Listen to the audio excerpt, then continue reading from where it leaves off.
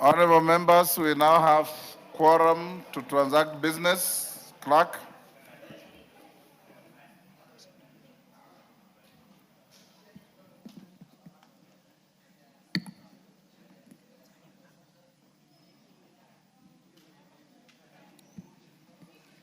Order number 1, administration of oath.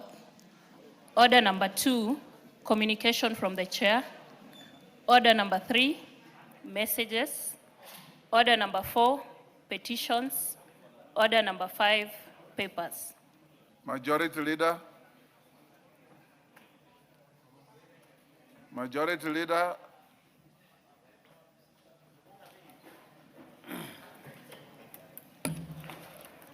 Honorable Speaker, on behalf of the Majority Leader, Honorable Speaker, I beg to lay the following papers on the table of the House today, Tuesday, 7th April 2026. Legal notice number 45 of 2026 relating to the Civil Aviation Aeronautical Information Service Regulations 2025. 2, legal notice number 46 of 2026 relating to the Civil Aviation Aeronautical Radio Frequency Spectrum Utilization Regulations 2025. 3, legal notice number 47 of 2026 relating to the Civil Aviation Operation of Aircraft General Aviation Aeroplanes Regulations 2025.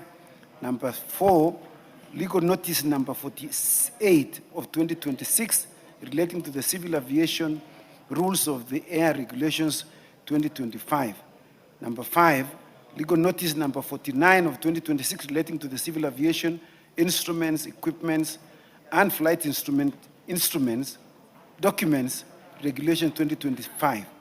Number 6, legal notice number 50 of 2026 relating to the Civil Aviation Personal Licensing Regulations 2025.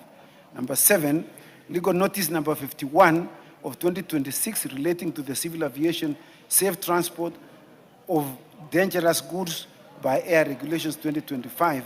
And 8, legal notice number 52 of 2026 relating to the Civil Aviation Heliports Regulations 2025. Further instruments that have been laid this afternoon, Mr. Speaker, is number 2, legal notice number 53 of 2026 relating to the Conflict of Interest Regulations, Evidence of Public Participation, and explanatory memorandum from the Office of the Attorney General. Number 3, sessional paper number 4 of 2026 on the National Petroleum Policy from the Ministry of Energy and Petroleum. Number 4, reports of the Auditor General and financial statements of Putere Technical and Vocational College for the years ended 30th June 2018 and 30th June 2019 and the certificates therein. Number 5, reports of the Auditor General and financial statements of Kenya Electricity Transmission Company, Ketraco Limited, Staff Car Loan and Mortgage Scheme Fund for the years ended 30th June 2015, 30th June 2016, 30th June 2017, 30th June 2018, 30th June 2019, 30th June 2020, 30th June 2021, 30th June 2022, 30th June 2023, 30th June 2024, and 30th June 2025, and the certificates therein. Number 6, Auditor General report on implementation of the National Adaptation Plan for the years ended 2015 to 2030. Number 7, reports of the Auditor General and financial statements for the years ended 30th June 2022, 30th June 2023, 30th June 2024, and 30th June 2025, and the certificates therein in respect of 1, Bunyore Teachers Training College, 2, Galana Teachers Training College, 3, Seme Teachers Training College. The 8th report, Mr. Speaker, that is being laid this afternoon is reports of the Auditor General and financial statements for the years ended 30th June 2023, 30th June 2024, and 30th June 2025, and the certificates therein in respect of Kaimosi Teachers Training College and Ugenya Teachers Training College. Number 9, reports of the Auditor General and financial statements for the year ended 30th June 2025, and the certificates therein in respect of the following constituencies. Number 1, Baringo South. 2, Cherangani. 3, Imurwa Dikir. 4, Kajiado North. 5, Kapenguria. 6, Kibwezi West. 7, Msambweni. 8, Mwingi Central. 9, Mwingi West. 10, Ruaraka. And 11, Turkana North. I thank you, Mr. Speaker. Thank you, Chief Konga. Chairperson, Departmental Committee on Justice and Legal Affairs, Morugara. Thank you very much, Honorable Speaker. Honorable Speaker, I beg to lay the following paper on the table of the House today, Tuesday, 7th April 2026. Report of the Departmental Committee on Justice and Legal Affairs on its consideration of the Public Participation Bill, National Assembly Bill number 44 of 2025. Thank you, Honorable Speaker.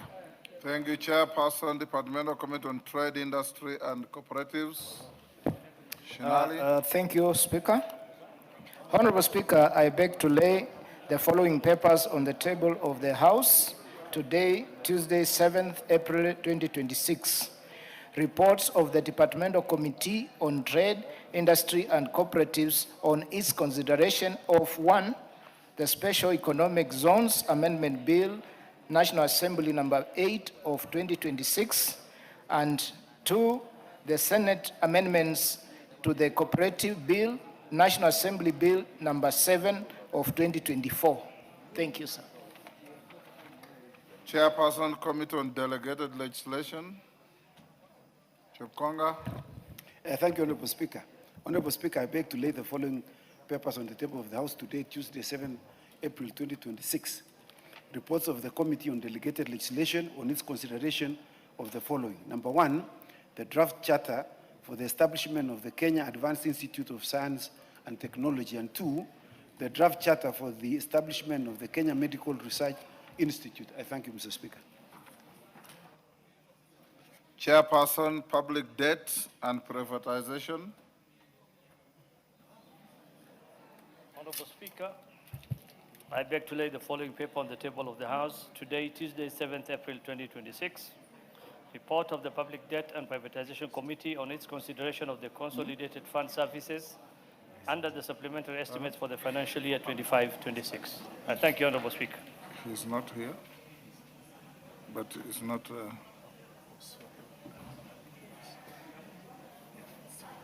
Where is it? Okay, thank you. Chairman, ICT. Kiari. Honorable Speaker, I thank you. And Honorable Speaker, I beg to lay the following paper on the table of the House today, Tuesday, 7th April 2026. And this is the report of the Departmental Committee on Communication, Information and Innovation on its consideration of the Senate amendments to the Technopolis Bill, National Assembly Bill number 6 of 2024. Thank you very much, Honorable Chair. Thank you. Before the next order, honorable members, allow me to acknowledge in the public gallery Nyakeore Secondary School from West Mugirango, Nyamira County. On my behalf and on behalf of the House, we welcome the students, their teachers, and those accompanying them to the House of Parliament. Next order. Order number 6, notices of motion. Chairperson, Committee on Delegated Legislation. Chair Konga. Yeah, thank you very much, Honorable Speaker. Honorable Speaker, I have 2 motions to move. Number 1, Honorable Speaker, I beg to give notice of the following motion. That this House adopts the report of the Committee on Delegated Legislation on its consideration of the draft charter for the establishment of the Kenya Advanced Institute of Science and Technology laid on the table of the House on Tuesday, 7th April 2026, and pursuant to the provisions of Section 24, subsection 1 of the Universities Act Cap, Chapter 210, this House approves the draft charter for the establishment of the Kenya Advanced Institute of Science and Technology. Mr. Speaker, I beg to move the second one. Thank you very much. Honorable Speaker, I beg to give notice of the following motion: that this House adopts the report of the Committee on Delegated Legislation on its consideration of the draft charter for the establishment of the Kenya Medical Institute, Kenya Research Institute, laid on the table of the House on Tuesday, 7th April 2026, and pursuant to the provisions of Section 24, subsection 1 of the Universities Act, Chapter 210, the House approves the draft charter for the establishment of the Kenya Medical Research Institute. I thank you, Mr. Speaker. Chairperson, Public Debt. Chairperson, Public Debt, Sharia. Thank you, Honorable Speaker. Honorable Speaker, I beg to give notice of the following motion: that this House adopts the report of the Public Debt and Privatization Committee on its consideration of the Consolidated Fund Services and as the supplementary estimates for the financial year 25-26, laid on the table of the House on Tuesday, 7th April 2026. I thank you, Honorable Speaker. Thank you. Next order. Order number 7, questions and statements. Mashua Waithaka. Thank you, Honorable Speaker. Honorable Speaker, pursuant to the provisions of Standing Order 44-2C,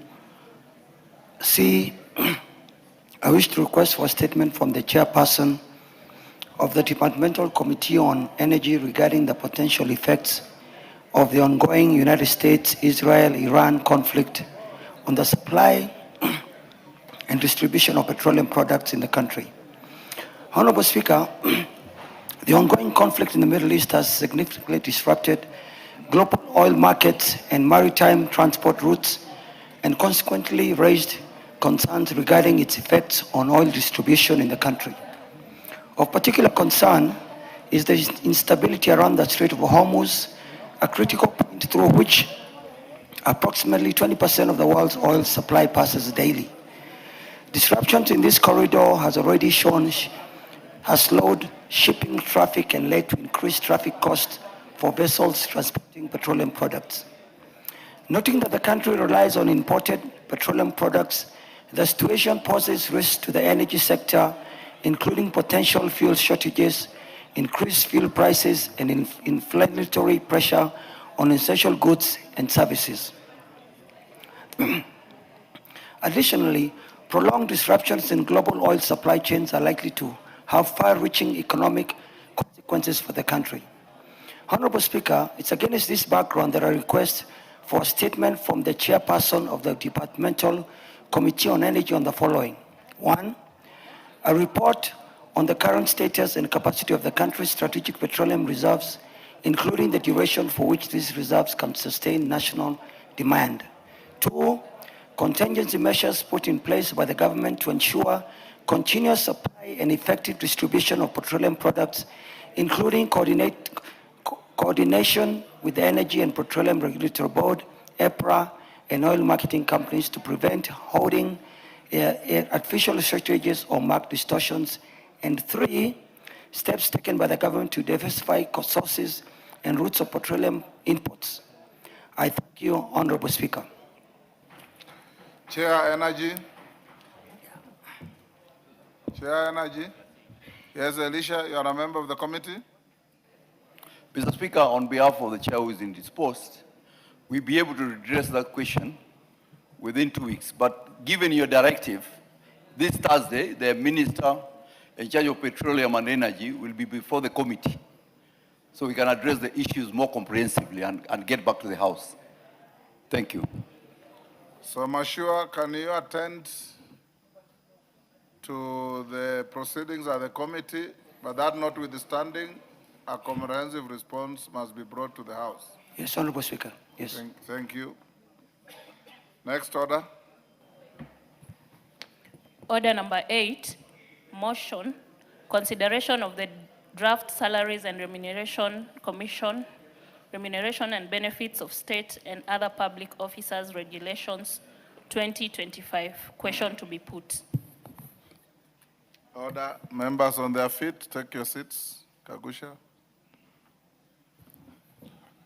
Honorable members, will now put the question at order number 8, which is that this House adopts the report of the Committee on Delegated Legislation on its consideration of the Draft Salaries and Remuneration Commission, Remuneration and Benefits of State and Other Public Officers Regulations 2025, laid on the table of the House on Thursday, 12th March 2026, and pursuant to the provisions of Section 26(2) of the Salaries and Remuneration Act, Cap 412D, this House approves the Draft Salaries and Remuneration Commission, Remuneration and Benefits of State and Other Public Officers 2025 with amendments. As members of that opinion say aye. Aye. Those of the contrary opinion say nay. The ayes have it. Next order. Order number 9, motion, consideration of the Public Finance Management, State Officers and Public Officers Motorcar Loan Scheme Fund, Amendment Regulations 2025. Chairperson, Committee on Delegated, Chepkonga, you are ready? Yeah, thank you very much, Honorable Speaker. We were consulting with the Honorable Bukose. He wanted to be sure that the fund that is being established will not be misused. And I've assured him that indeed it will not be misused. Honorable Speaker,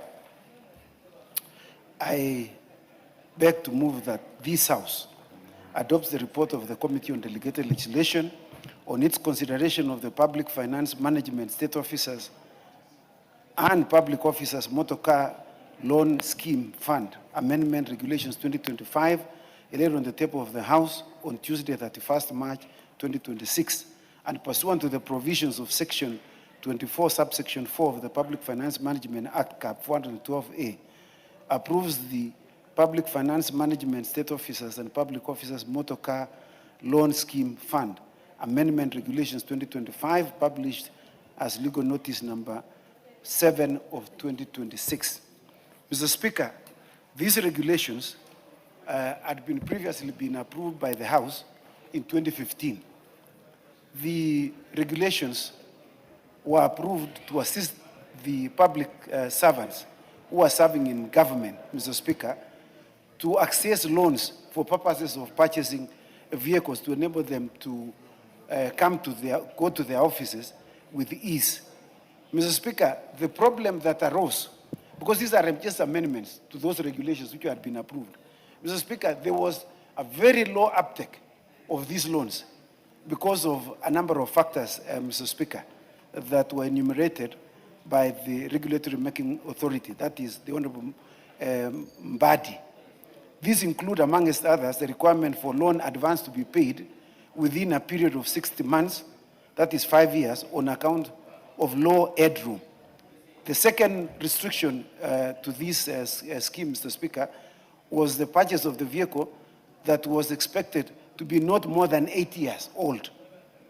And it was found, Mr. Speaker, that that was very impractical. It was not possible for the public servants who earn not a lot of salary to be able to afford from the date of manufacture. The other restriction, Mr. Speaker, is on the use of vehicle and low loan threshold vis-a-vis the increasing cost of vehicles. So the low uptake of loans has been subject of audit queries. In fact, it has come to this House, and the committee responsible for the departmental committee has queried why there is a very low uptake of loans by public servants. And as a consequence of that, a review was undertaken, and these regulations were therefore amended and brought to the National Assembly, and it was laid on the table of the House on the 19th of February 2026 and referred to the Committee on Delegated Legislation for consideration. Mr. Speaker, the committee considered the amendment regulations that was submitted to the committee, and we were satisfied that the regulations complies with the Constitution, it complies with the statute, enabling statute itself, and 2 or 3, it complied with the Statutory Instruments Act. And as a consequence of that, the committee recommended to the House for its approval, Mr. Speaker. And so these regulations are just purely an amendment of regulations that had been passed by this House in 2015. And it's just to help to loosen, Mr. Speaker, those tight ends that, the public officers could not be able to borrow these loans. And as I've just said, one was the maximum of 8 years. The public servants could not afford to purchase vehicles that were less than 8 years.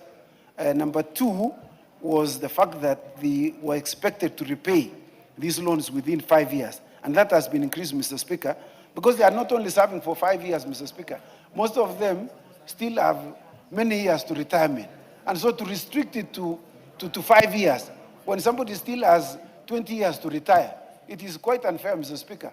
It's unlike the ones of members of parliament. You know, Mr. Speaker, for members of parliament, the reason why ours is restricted to 5 years is after every 5 years, we have to subject ourselves to the electorate for election. And sometimes some of us do not succeed, like I did not succeed in 2017, Mr. Speaker. So we are expected to have completed paying the loan that had been advanced to us. And Mr. Speaker, as you know, these are public funds that are used for the benefit of the members of staff of the Public Service Commission. And so, Mr. Speaker, with those remarks, I move that, I beg to move and now request the Honorable Kishimu to second, the Vice Chairman of the committee. I thank you, Mr. Speaker. Who is seconding? Kishimo? Thank you, Honorable Speaker. I rise to second the motion. And Honorable Speaker, as the chair of the Delegated Legislation Committee has well elaborated, this is just a minor amendment which is seeking to facilitate, because laws are supposed to be facilitative, not prohibitive. And Honorable Speaker, laws are also not made in vain.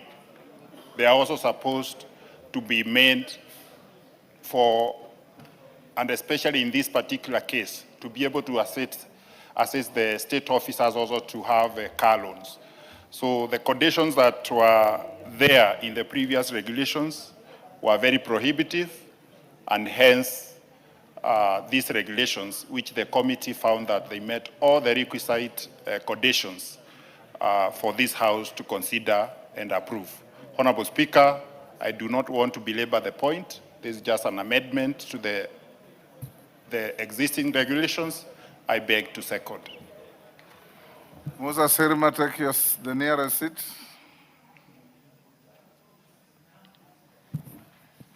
Honorable members, I now propose the question at order number 9, which is that this House adopts the report of the Committee on Delegated Legislation on its consideration of the Public Finance Management, State Officers and Public Officers Motor Car Loan Scheme Fund, Amendment Regulations 2025, laid on the table of the House on Tuesday, 31st March 2026, and pursuant to the provisions of Section 24(4) of the Public Finance Management Act, Cap 412A, approves the Public Finance Management, State Officers and Public Officers Motor Car Loan Scheme Fund Amendment Regulations 2025, published as legal notice number 7 of 2026.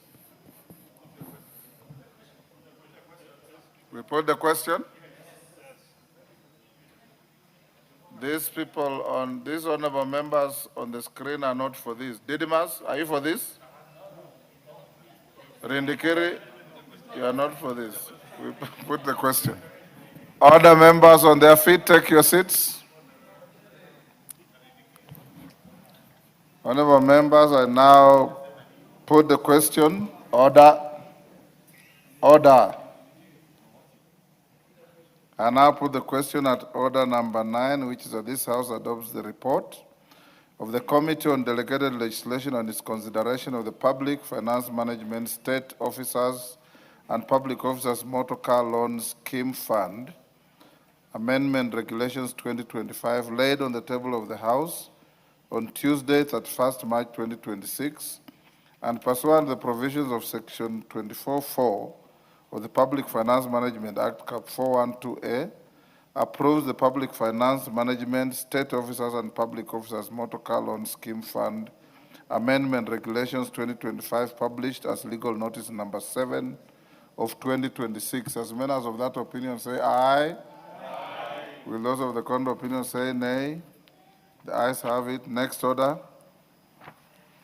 Order number 10, motion, consideration of the Public Finance Management Wildlife Conservation Trust Fund Regulations 2025.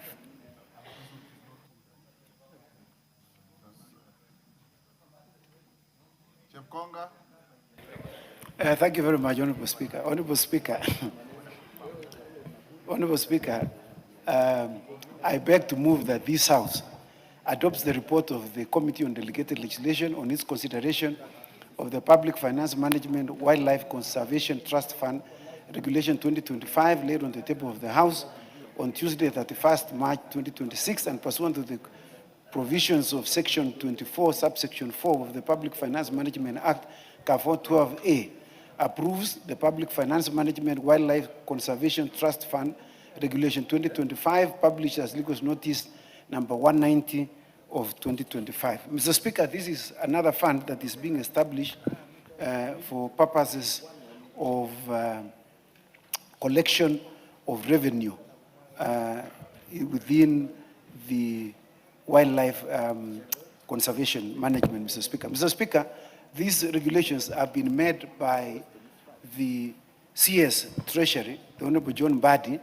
pursuant to the Public Finance Management Act, which gives him the power and authority to establish funds, Mr. Speaker, to be operationalized in various institutions. The Committee on Delegated Legislation, Mr. Speaker, considered the regulation in line with the Constitution, the Public Finance Management Act, the Interpretation and General Provisions Act Cap 2, and the Statutory Instruments Act Cap 2A. Pursuant to Section 16 of the Statutory Instruments Act, Mr. Speaker, the committee held consultative meetings with the National Treasury, CS Cabinet Secretary, Honorable John Badi, on Thursday, 12 March 2026, before we made our final recommendation after considering the regulations, Mr. Speaker. Mr. Speaker, the wildlife resources contribute a substantial proportion of the country's earnings through tourism. This is because Kenya's wildlife, particularly the Big Five, Mr. Speaker, are the most treasured, unique selling point for our country's tourism sector, Mr. Speaker. The government intervention in the wildlife conservation and management dates back to 1898, Mr. Speaker, when the then British East African Protectorate enacted laws to control hunting and trade in wildlife and wildlife products. In 1945, the Royal National Parks of Kenya Ordinance was promulgated to provide for the establishment of national parks. The first post-colonial wildlife policy in Kenya was Sessional Paper number 3 of 1975, a statement on future wildlife management policy in Kenya. By the mid-1980s, Mr. Speaker, it had become clear that further policy adjustments were necessary to help address the chronic challenges in the sector, such as increased human-wildlife conflict, increased poaching, the failure to achieve integrated wildlife management approaches, and finally, the loss of wildlife population within and outside the protected areas.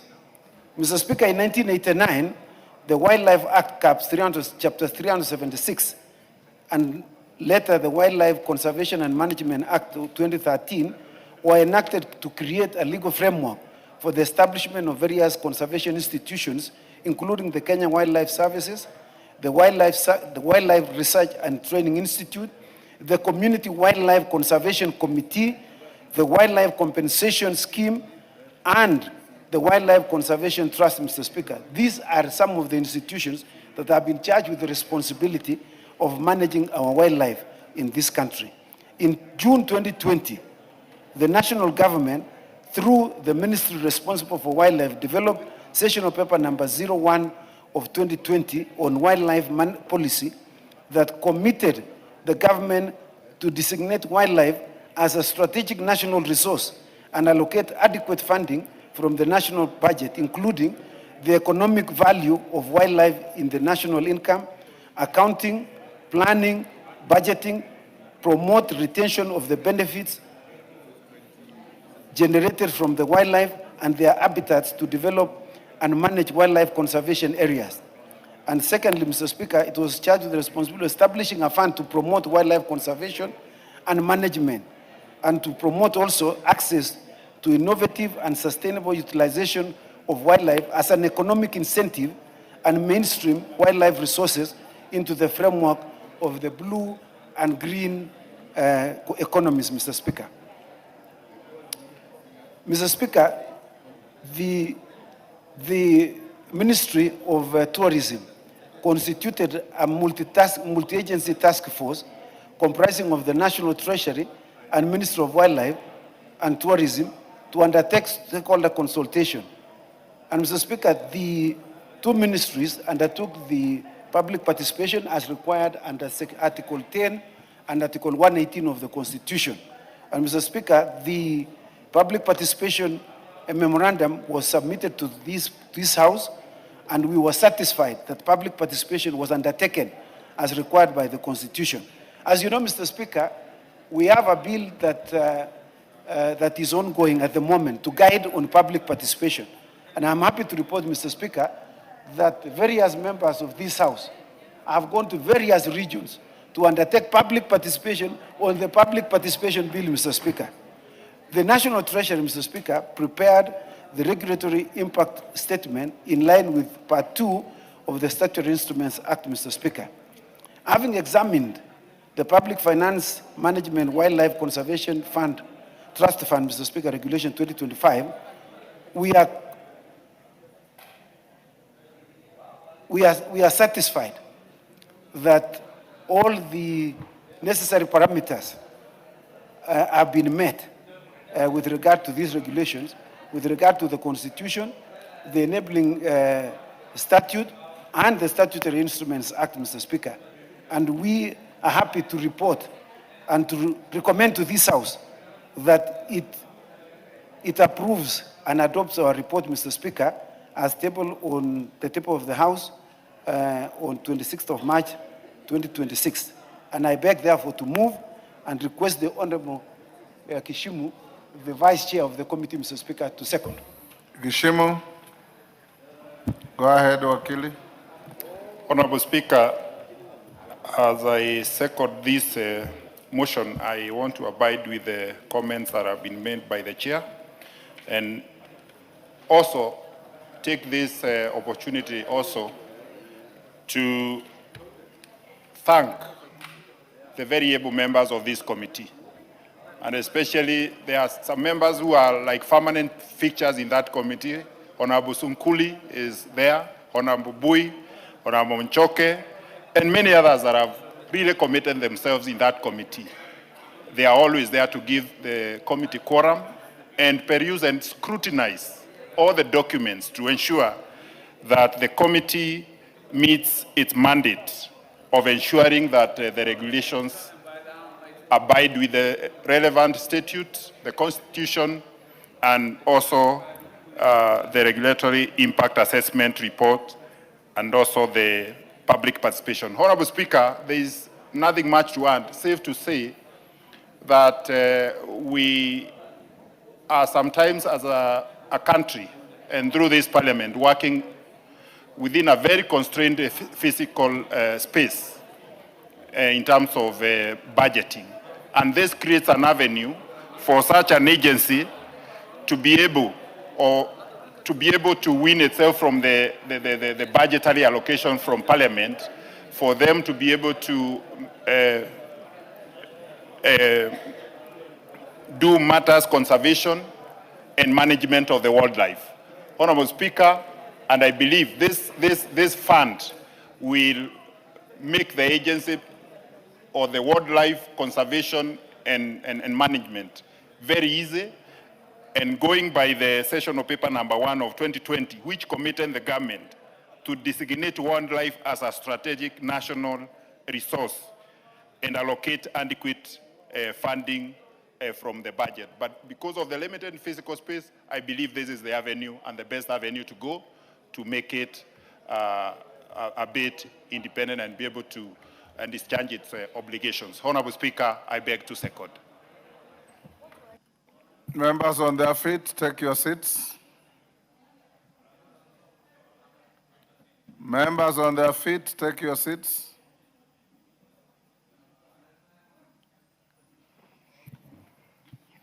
Honorable members, I now propose the question at order number 10, which is that this House adopts the report of the Committee on Delegated Legislation on its consideration of the Public Finance Management Wildlife Conservation Trust Fund Regulations 2025 laid on the table of the House on Tuesday, 31st March 2026, and pursuant to the provision of Section 24(4) of the Public Finance Management Act, Cap 412A, approves the Public Finance Management Wildlife Conservation Trust Fund Regulations 2025, published as legal notice number 190 of 2025.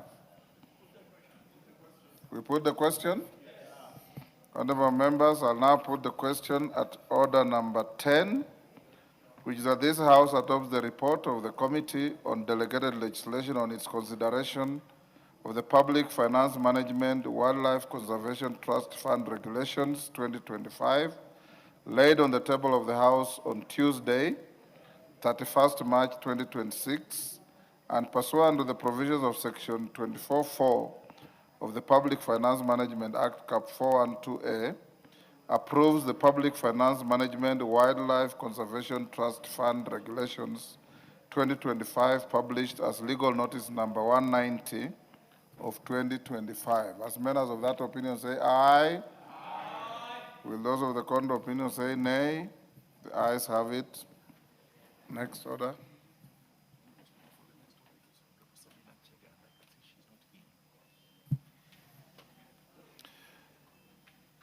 Just call out the order.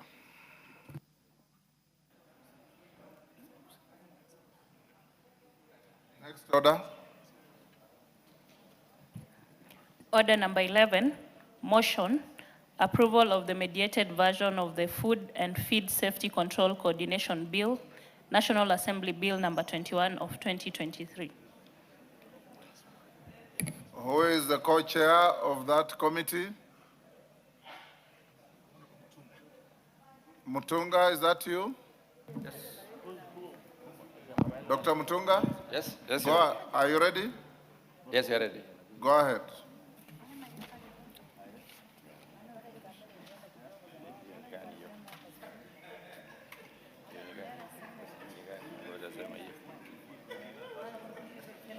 Yes, come.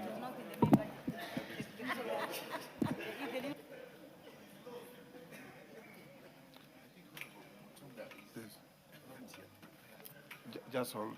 Honorable Mutunga, are you ready? Just answer from them. We'll go. Yes. Honorable Speaker, we finished the mediation process.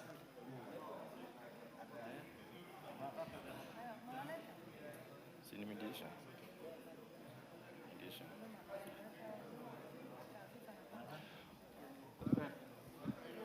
Honorable Speaker,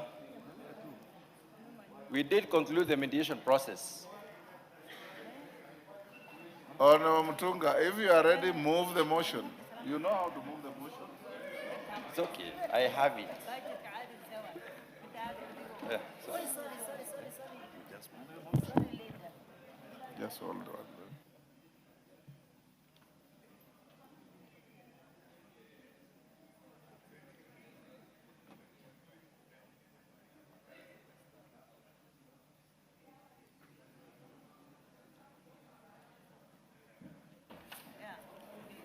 Thank you, Honorable Speaker.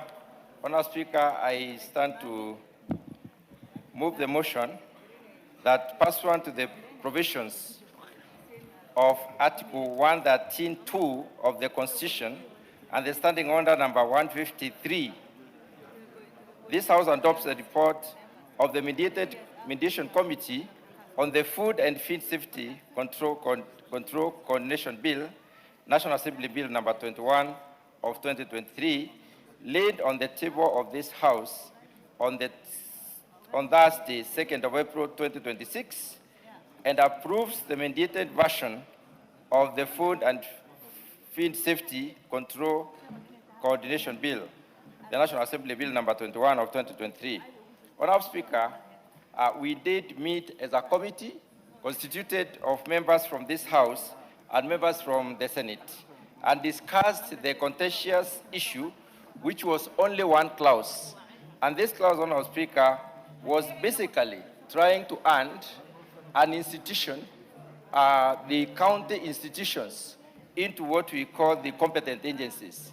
And Honorable Speaker, upon discussion with the Senate, we agreed that in view of the international trading system, it is not possible to have competent authorities across the counties.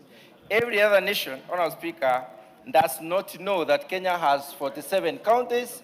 They know Kenya as a country. And in every respect, we have one competent agency in every issue that is going to be traded across, especially on matters food trading, Honorable Speaker. Matters food, Honorable Speaker, have got to pass through the codex, have to adhere to the Codex Alimentarius rules. And in view of that, we did discuss and agree that we leave out counties in the schedule. And therefore, counties are not supposed to be incorporated in the schedule.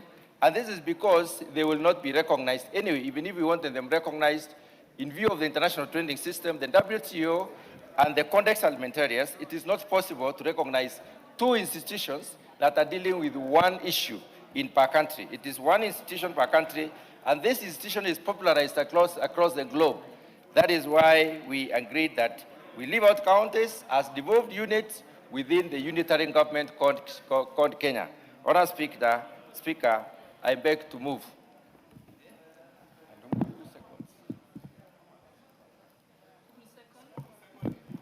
I can't see Sabina Chege. I don't know who is the other member here. Who will second? I call upon Honorable.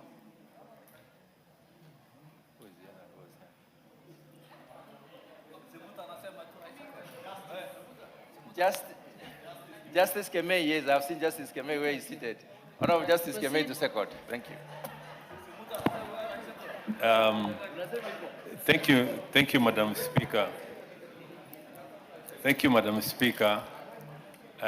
Although I was not a member of the mediation committee, indeed we discussed the bill at the Departmental Committee of Agriculture, and I have a full understanding and do second the motion. Thank you, Madam Speaker. Thank you. Thank you. Honorable members, I now propose the question that pursuant to the provisions of Article 1132 of the Constitution and Standing Order 153, this House adopts the report of the Mediation Committee on Food and Feed Safety Control Coordination Bill, National Assembly Bill number 21 of 2023, laid on the table of this House on Thursday, 2nd April 2026, and approves the mediated version of the Food and Feed Safety Control Coordination Bill, National Assembly Bill number 21 of 2023. Honorable members who want to debate, I think you can press the intervention button. Okay. Yeah, Honorable Didymus.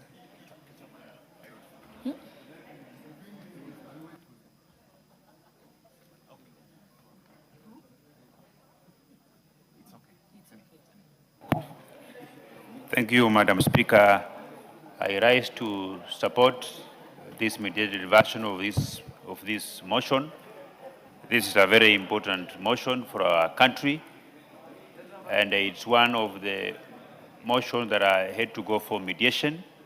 And I also want to urge the other members of the mediation committees will have a similar matter that is pending to expedite so that this country can begin to benefit from the laws that this country legislates, Madam Speaker. Madam Speaker, and I also want to commend the committees because they processed this motion within a very short period of time. You understand there are many times when a bill goes for mediation, it is stalls. It takes too much time. But I want to appreciate this committee for having banned the midnight oil to ensure that the mediated version is available so that we can make progress and the country can benefit from the contents of this motion. Madam Speaker, I support.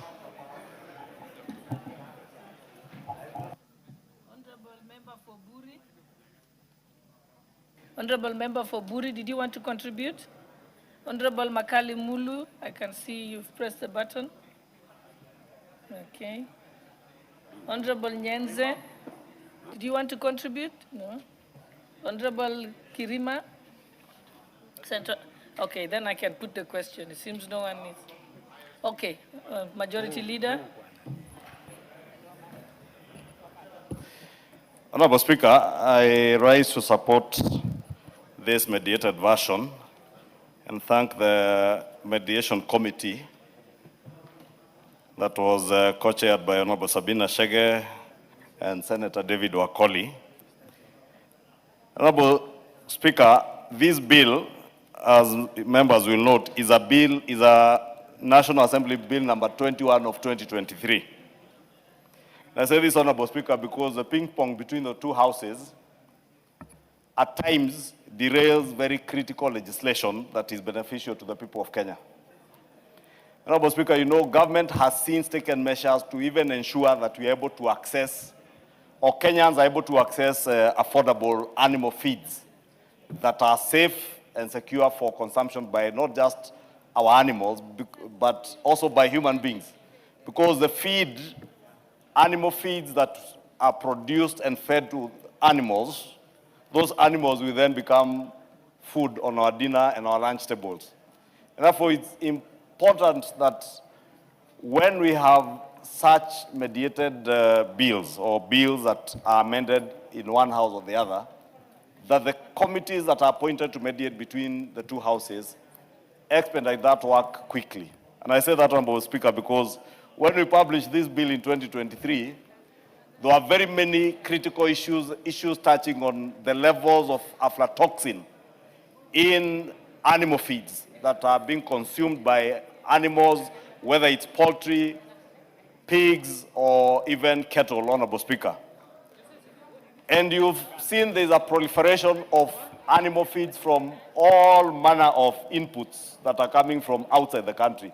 Therefore, it was critical, and it's still critical, that we have a legal framework that determines what is the quality of animal feeds that are being produced, Honorable Speaker, in this country. I've seen very many foreigners today setting up mills.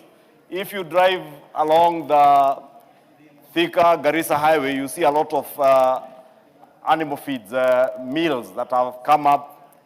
If you drive towards Naivasha, you see the same. And in very many parts of this country, including the road towards Namanga, a lot of animal feed production mills that have come up.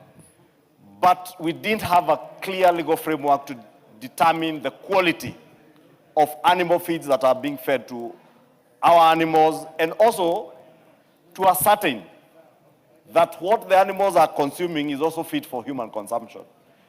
Because as they say in Honorable KJ's world, in the ICT sector, garbage in, garbage out.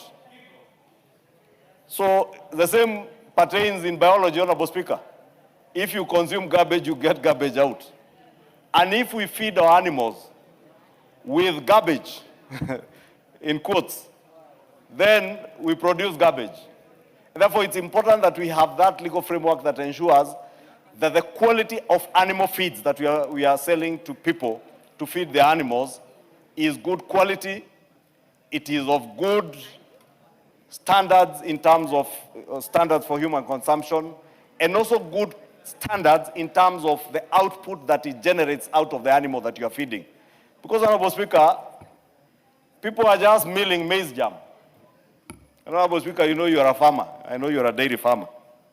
And you know there are certain minerals that your animal needs to be able to produce good quality milk. The same for a farmer like me, who is a pig farmer and also a beef farmer. We want to ensure that even the feedlots that we are establishing, the feed that we feed to those animals that we are producing, Honorable Speaker, we do not spend so much money in terms of inputs and get nothing out of output because your cattle are not producing milk and quality milk. My beef cattle or my pigs are not gaining weight as they ought to because of the quality of animal feeds. And therefore, Honorable Speaker, this bill comes to address that question, to ensure that the feeds that we feed our animals are not just quantitative in terms of a 70 or 50 kg bag of animal feed, but there's quality in what we are feeding our animals. And besides quality in terms of the output, whether it is the mineral enrichment of the animal feeds, Honorable Speaker, there is also quality in terms of the ability of those feeds to be able to generate adequate gain of weight for those that are doing meat products, Honorable Speaker, or animals that are to produce meat, be it in poultry, pigs, or cattle, beef cattle, Honorable Speaker. And therefore, let me say this is one of the bills, again, Honorable Speaker, that at second reading, if members you remember, there was a huge debate on whether this was really an agricultural matter or a health matter. And it is a bill that cuts across the health sector and the agricultural production sector.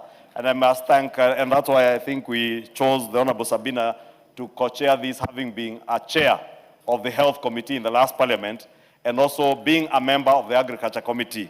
Therefore, it's a bill that has cross-cutting issues that will touch on human health, animal health. Therefore, I want to hope that both professionals in the animal production sector and also those in the health sector, public health sector, will take a keen interest to ensure that when we come to the final stages of this bill, Honorable Speaker, during Committee of the Whole House and third reading, we bring amendments that will enrich this bill to make sure that we produce animal products or animal feeding products that are of good quality and that will be beneficial to the output of animals in this country, Honorable Speaker. Because, Honorable Speaker, you know, you can produce the same amount of milk from your one cow over the years, but you could also feed that cow and produce the level of 3 cows, depending on what you are feeding that cow. And that's why, Honorable Speaker, I thought it was important that we mention these things again, so that we are praised of what we are doing, Honorable Speaker. Because many of us who are representing farmers, our farmers are being sold to products that are not helping the animals at all. Honorable Speaker, unfortunately, some of these producers of animal feeds just mill maize jam, mix with a bit of omena, and they call it animal feeds, Honorable Speaker. And they know these feeds need to be enriched with certain minerals that will help the animals in their growth, but many of them do not do. The authority must ensure then that there is proper inspection of the feed that is being sold in outlets. And also, Honorable Speaker, our county governments, and this is the issue that was in contention, what is the role of our county governments? Animal feeds are not just being produced for consumption in our small counties. We also produce animal feeds that will be sold to our neighboring countries. Also, inputs that come into the country are coming from other countries, Honorable Speaker.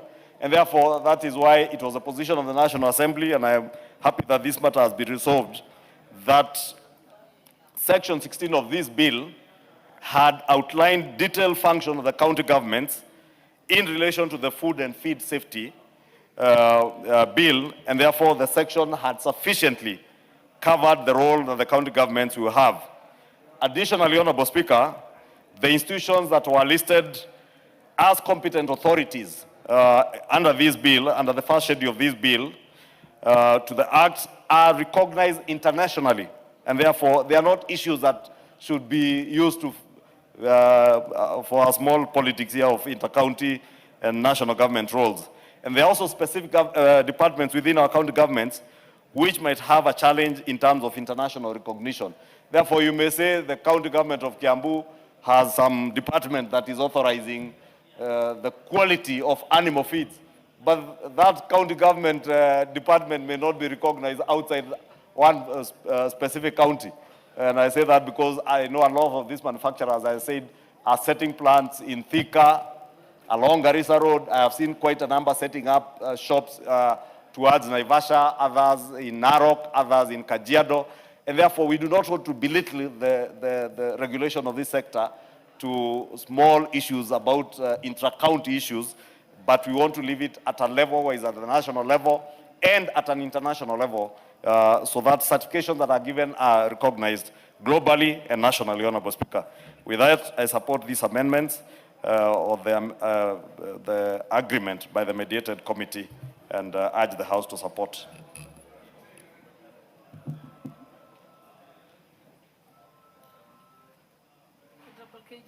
There being no other interest. Honorable members, is it the mood of the House that I put the question?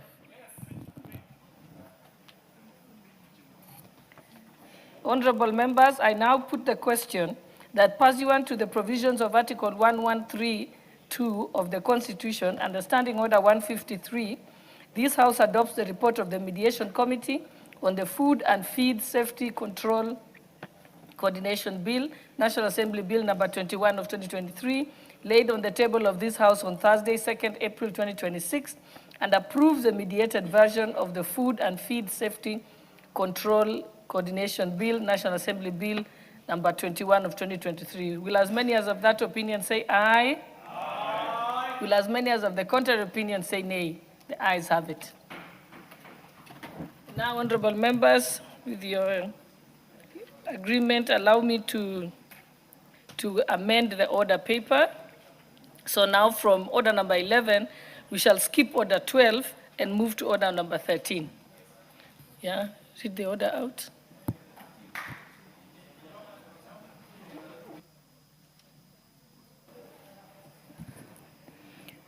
Order number 13, the Fisheries Management and Development Bill, National Assembly Bill number 29 of 2023, second reading.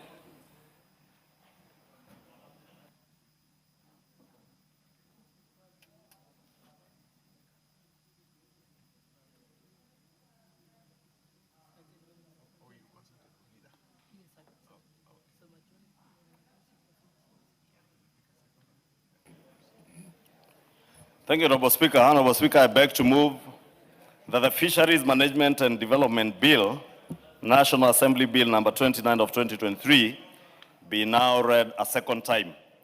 Honorable Speaker, allow me, as I move this bill, to first thank the chair of the Blue Economy, Water and Irrigation Committee, and the members of this committee who have taken a lot of their time, or dedicated a lot of time in the consideration of this bill, and conducted very effective, both quantitative and qualitative public participation in at least 10 counties across the country, from the county of Mombasa, Turkana, Kwale, Kilifi, Lamu, Kisumu, Siaya, Homa Bay, Migori, and Baringo.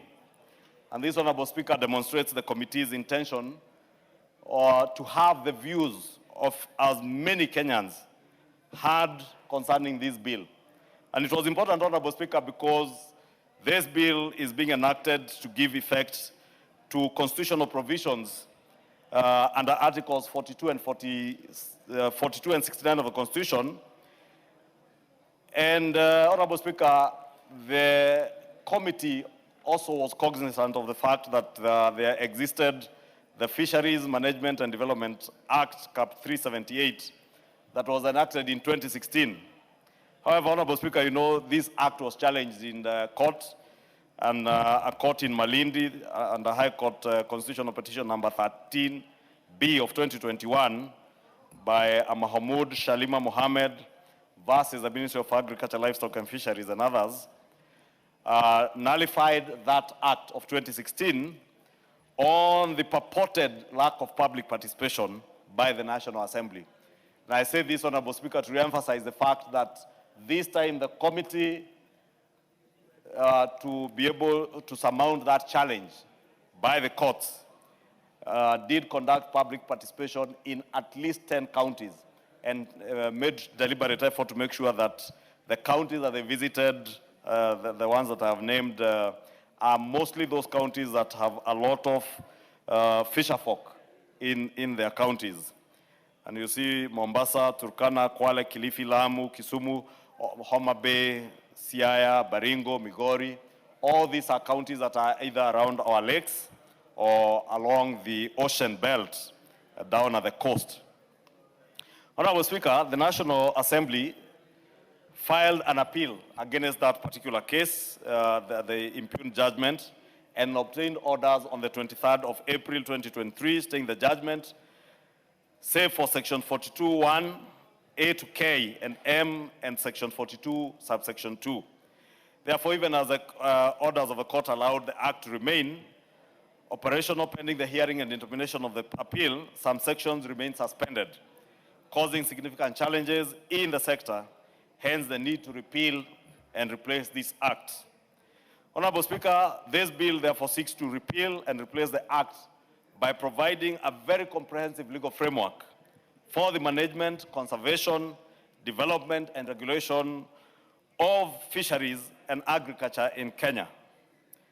This, Honorable Speaker, as I said, is intended to promote sustainable utilization of fisheries, resources, enhance food security and nutrition, support livelihoods, because as you are aware, Honorable Speaker, many of our fisher folk and many other Kenyans around the country depend on fishery as a means of livelihood.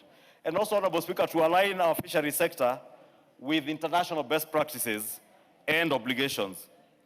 Honorable Speaker, as I said, Article 42 and 69 of the Constitution establish principles of sustainable resource management, and fisheries, or the fisher folk in our country, have a resource in fish that is a natural resource that needs to be managed, and therefore we are actualizing the provisions of those two sections of our Constitution.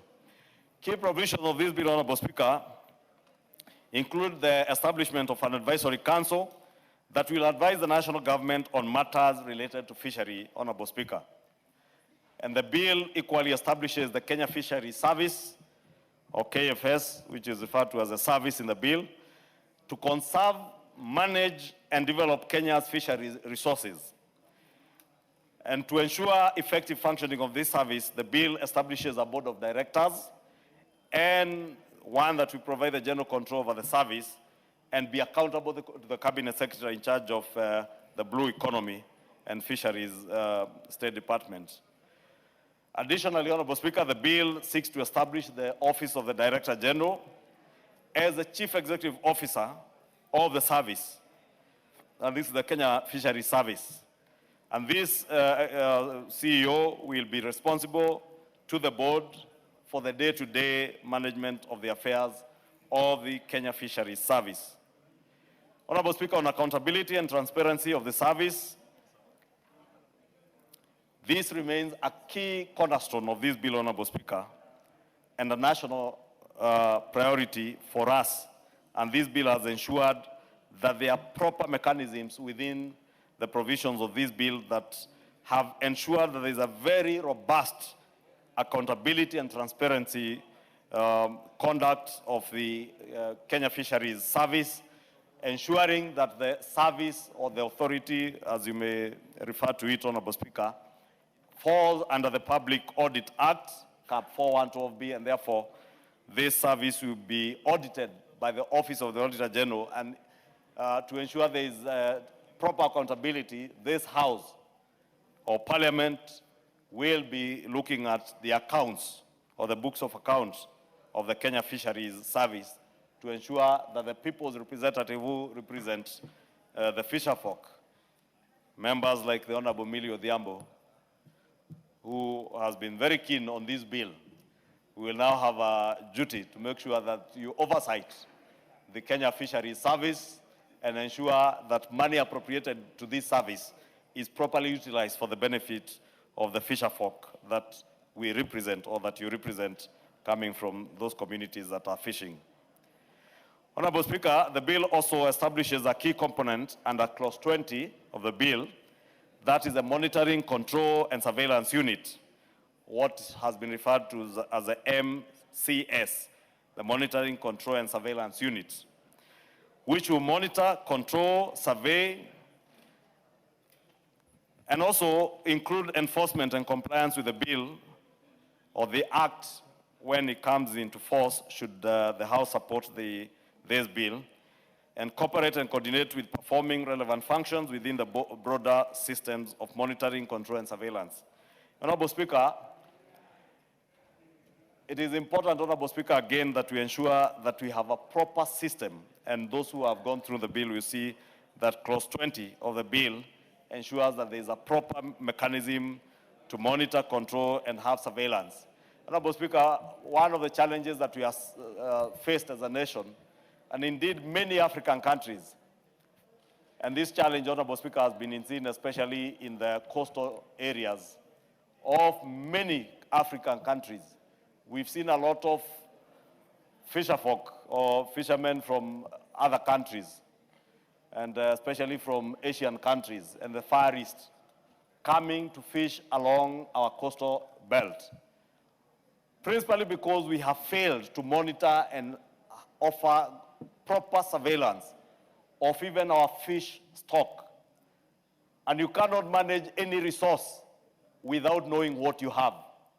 And therefore, it's important that we have a system that monitors, offers proper surveillance within our lakes, our rivers, and even along our coastline, to ensure that we even know what fish exists beneath the surface of the water that we see, so that we do not just fish blindly, and we are able to supplement, Honorable Speaker, the species of fish that are not there in adequate numbers. You can be able to grow fingerlings and supplement the population of whatever species of fish that are not adequate, Honorable Speaker.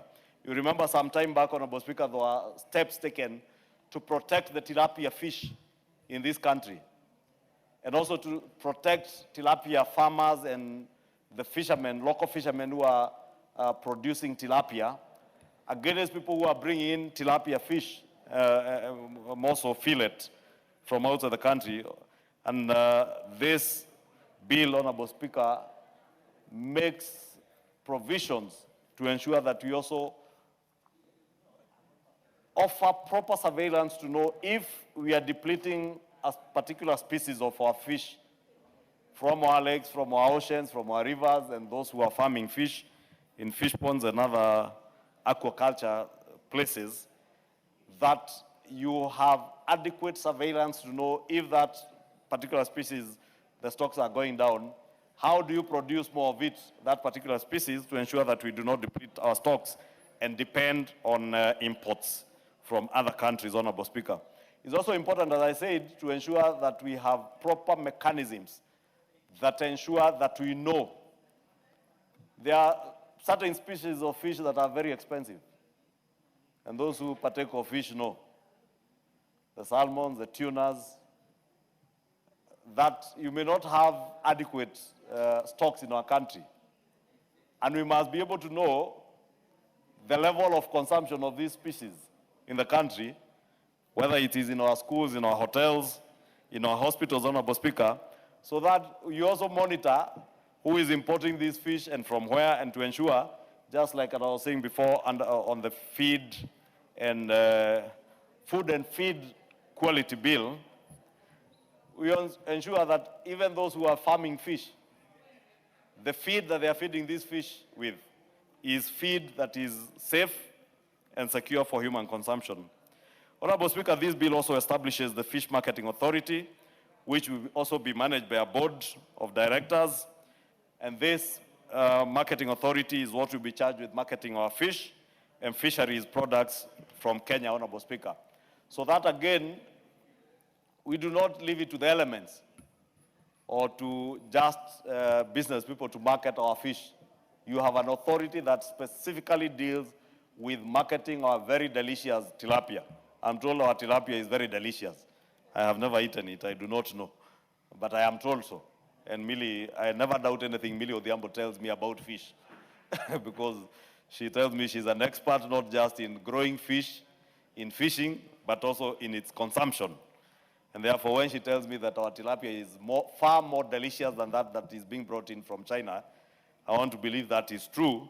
And therefore, we cannot depend on business people to market our fish.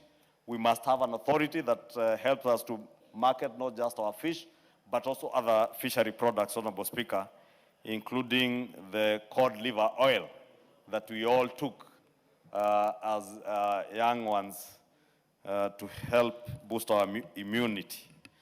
Honorable Speaker, I still have a very nostalgic remembrance of the taste of that cod liver oil.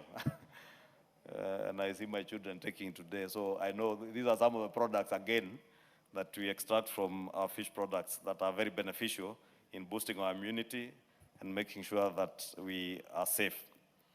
Honorable Speaker, the other institution that this bill establishes are two funds, or rather, this bill seeks to establish two funds. That is the Fisheries Research and Development Fund, and this fund will provide supplementary funding for research intended to further the development of fisheries management, capacity building, scholarship grants, and support for the observer programs. And the fund will be administered by the Director General, Honorable Speaker. The bill further proposes that the fund shall receive its funding from parliamentary allocations, donations made to the service from any source for purposes of the fund, and royalties paid to the service. And that's why, Honorable Speaker, I was saying that this House will also have a critical role in superintending over the utilization of these funds to ensure that even this money that is going towards the provision of research services actually goes towards funding research that will inform the growth of our blue economy sector, Honorable Speaker. Research that will inform the fisher folk in Lake Victoria to be able to know what fish species are growing faster in the cages, which ones are able to survive for those who are doing cage farming in Lake Victoria. And you've seen in the recent past the challenges that the fisher folk have had along the Lake Victoria belt with those who are engaging cage farming, waking up one morning and finding all their fish dead. Honorable Speaker, research into the quality of the water around the lake, research in terms of the distance from the beach and how deep into the lake you need to put these cages would help our rural fisher folk to know where to position their cages so that they don't wake up one morning and find all their fish dead. And as I'm saying, this fund, this Fisheries Research and Development Fund, will be a critical element in the provision of research, timely research to be able to educate our fisher folk and also the people who are scientists who are doing this research to ensure that they are properly funded. And this will also offer scholarship grants, as I said, to scientists and our university students to be able to advance their studies in marine education and the fisheries sector. Honorable Speaker, this fund, as I said, will get allocations, again, money appropriated by this House, and therefore it's important that the House plays its critical role in terms of oversight. And Honorable Speaker, the second fund that is being established under this bill is the Fish Levy Trust Fund, which will provide additional funding for activities that are related to the management, development, and capacity building, awards, and urgent mitigation to ensure sustainability of the fisheries resource. The fund, again, is to be managed by a board of trustees. And critically, Honorable Speaker, this fund is primarily funded by the levy imposed by the Cabinet Secretary on persons engaged in fishing or fishing activities. Again, also from donations made to the service from any source for purposes of the fund, and such other sums of money or other assets as may be specifically designated to the Fish Levy Trust Fund by the service out of this general fund. Honorable Speaker, people who engage in this business of farming will be levied a fund, a levy rather, and this levy will go to this levy trust fund and for purposes that I have already pointed out. And it's important, Honorable Speaker, because this is a levy that is being imposed on persons who are engaged in fishing and fishing activities in the country. Again, we ensure that this money goes to proper use. The bill, Honorable Speaker, differentiates the two funds based on management, purpose, and their respective sources of funds. As I said, one is getting direct appropriations, the other is getting money from this levy. And again, it could also get donations to be able to carry on their work. Honorable Speaker, I do not want to belabor many other issues because the seconder will touch on many of the other issues, who is the chair of the committee, and to allow other members who would want to contribute to this bill to contribute. But I want to urge all of us to support this bill. It's a very important bill in terms of management of our natural resource in fishery or in our fish stock and the other resources that exist in the marine world, and also in the development of this sector. The blue economy sector is one very rich resource area in our country. When we talk about natural resources, people imagine you just talk about minerals. And it's good that the State Department for Fisheries also falls under the same ministry with the State Department for Mining. But our natural resources go beyond the gold, the cobalt, the copper that is being mined around the world or around our country, but also that very rich resource beneath or beneath the surface of the water that we see on our water masses, be it in our rivers, our lakes, from Lake Victoria to Lake Turkana, to the Indian Ocean, Honorable Speaker, and even for those who are engaged in aquaculture farming, in the ponds that we grow our fish. And I know members from Nyeri County know this because there was a very rich culture in Othaya of fish growing. I also know many farmers in Kikuyu, especially around Ondire, who are engaged in fish farming. And therefore, it is not a bill that is seeking to address only the fisher folk around our lakes and rivers and oceans, but also our farmers who are engaged in aquaculture farming. And I want to encourage Kenyans to engage in fish farming. And I say this because, Honorable Speaker, as I had mentioned earlier when I was contributing to the mediated version of the feed and food safety bill, that the meat business is very lucrative. And so even those who partake of fish, fish is expensive. It is not cheap. Growing it, producing it, and being able to market it and make a profit out of it is critical for the growth of our economy and our blue economy sector.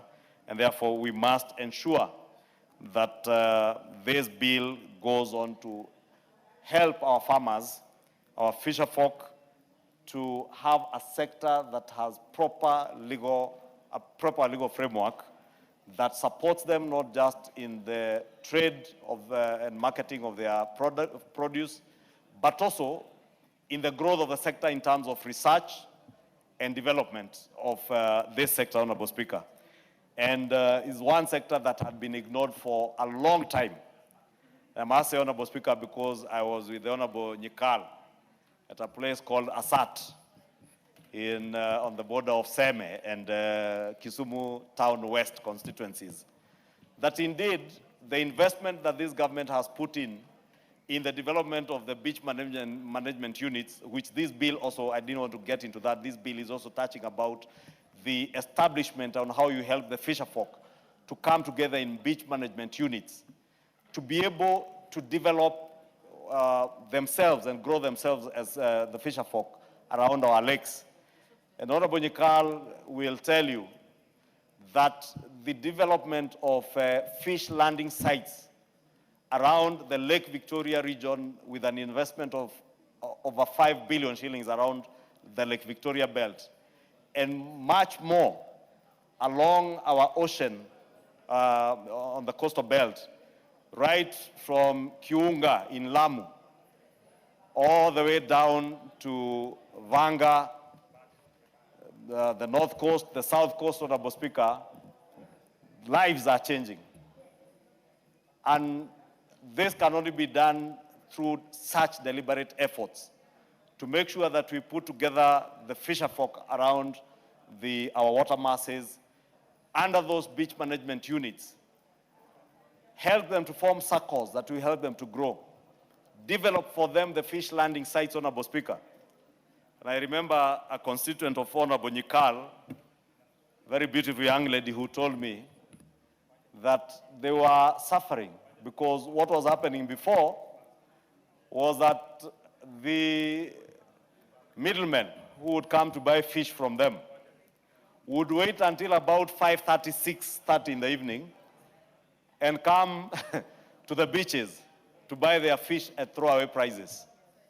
But now with the development of these BMUs and the fish landing sites, what the government has done in changing the lives of the fisher folk along our water bodies, Honorable Speaker, is to ensure that with the fish landing sites, they have cooling facilities or cold rooms, that if I go out to the lake and fish, I go early in the morning, I fish, and I come at lunchtime back to the beach with my fish.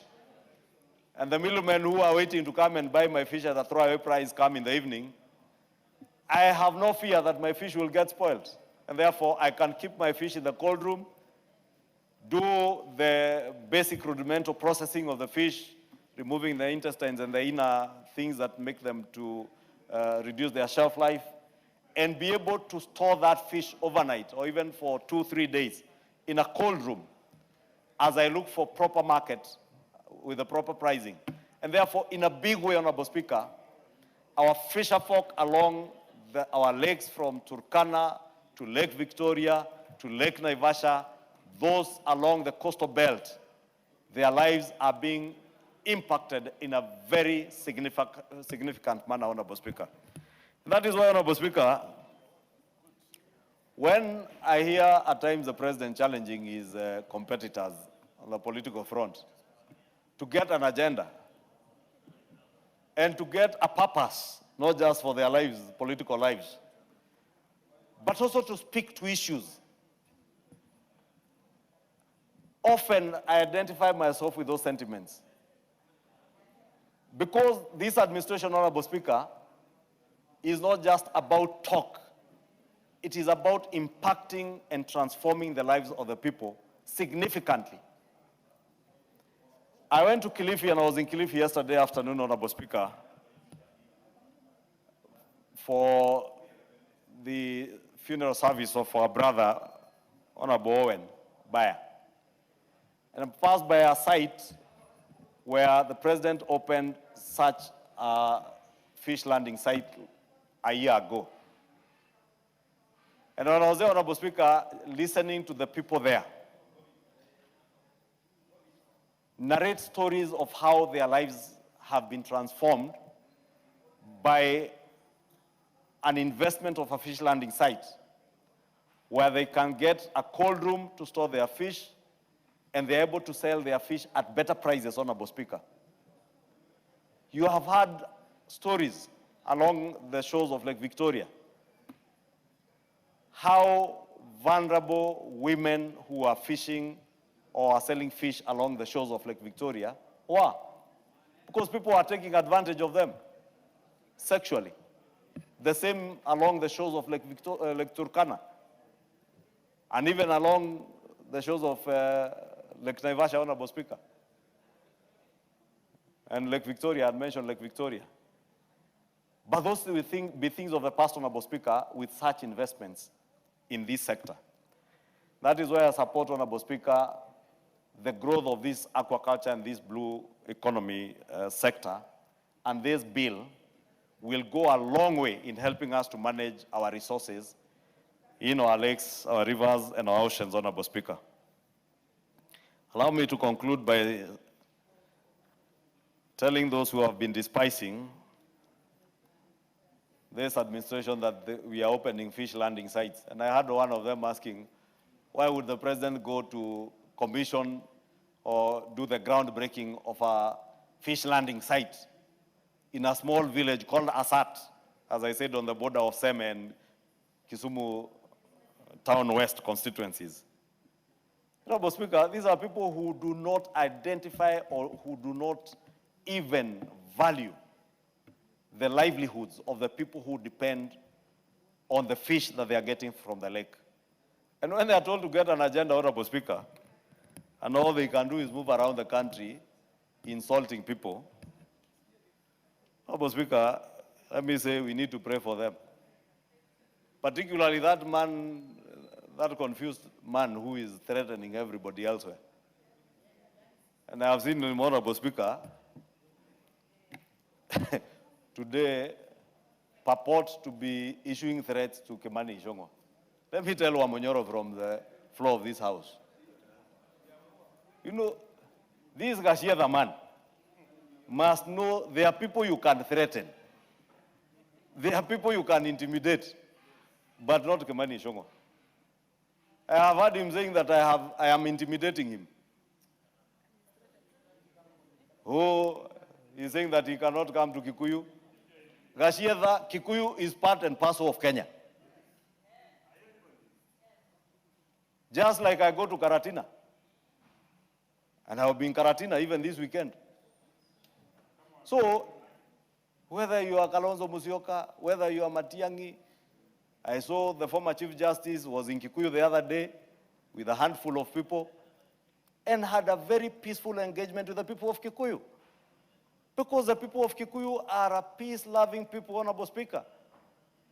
That is why within our community in Kikuyu, we have Kenyans from all walks of life. And we welcome visitors. And we welcome everybody to come and engage with us, but we want people to engage with us on issues. And I have told Gashieda, you can come insult Kimani Ichung'wah all you want. That will not change anything in Kikuyu, by the way. I have told Mr. Gashieda, come, say whenever you want to come to Kikuyu. Come, shout all you want to shout, but leave the people of Kikuyu in peace. On 2 occasions, Gashieda has mobilized goons, the first time in 2024, to ban the NGCDF office in Kikuyu and left the people of Kikuyu suffering.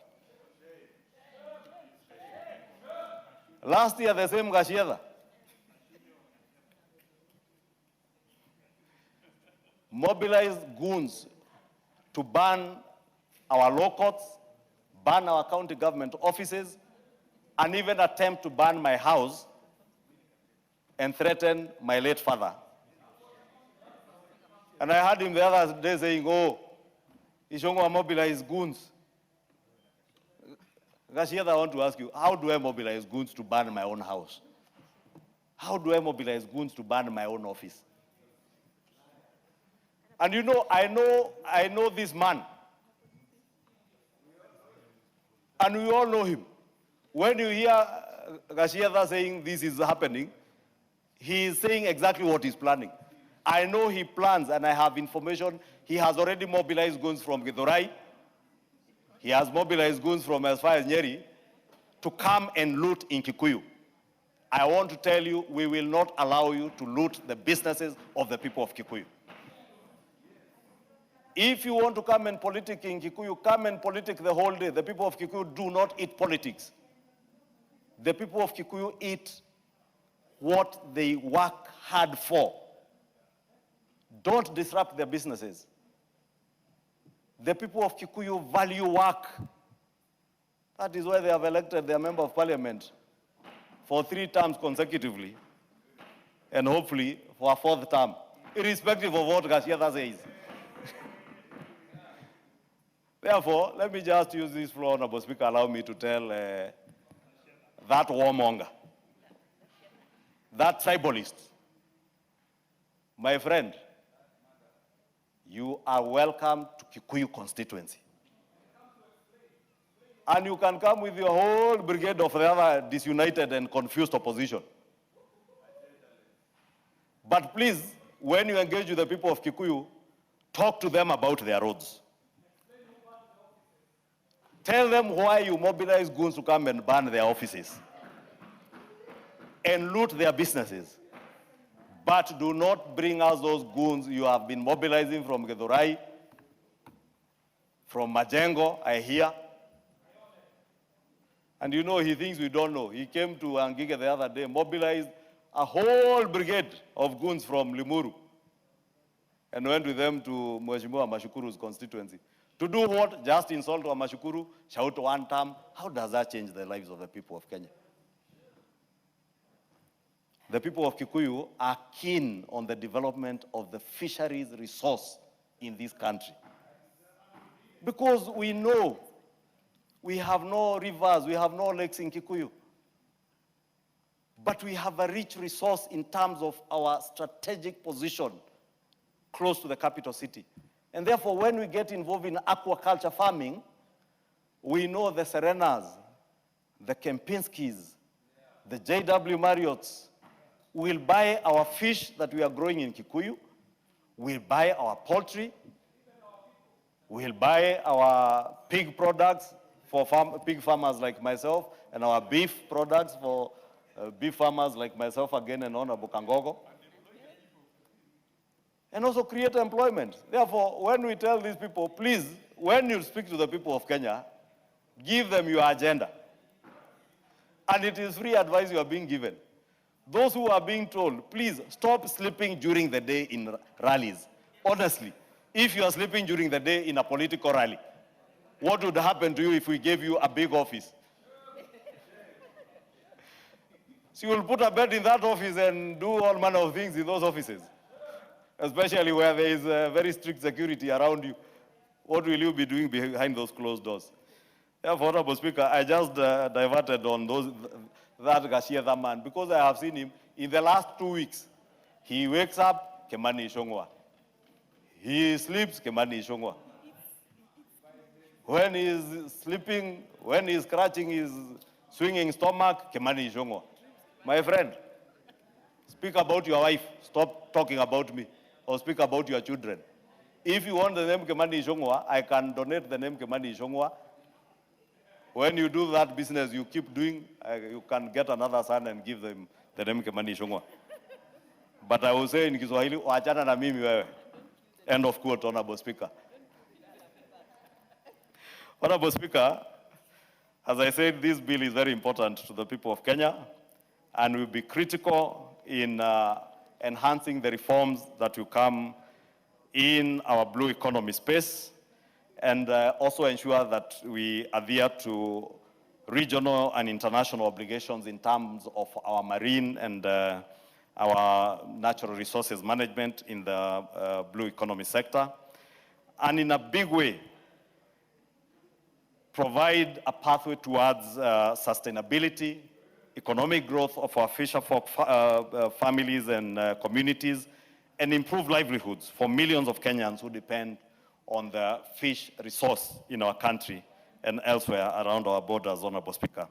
And with these remarks, Honorable Speaker, I beg to move, and I want to request the Honorable Kangogo Bowen, the indomitable chair of the Blue Economy, Water and Irrigation Committee, to second this motion for agreement and urge the House to support this bill so that we may secure that legal framework that we will protect our economy, grow our economy, ensure there is a sustainability in how we manage our fish resources as a natural resource in this country, and also generate economic growth, not just for our country, but for millions of our people who depend on this sector for our livelihood. Honorable Speaker, I beg to move.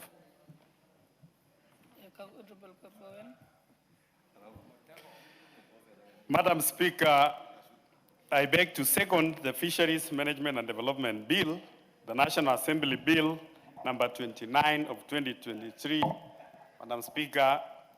And Madam Speaker, before I proceed, I really want to congratulate His Excellency the President, Honorable Speaker, for creating the Ministry of Blue Economy. For the first time,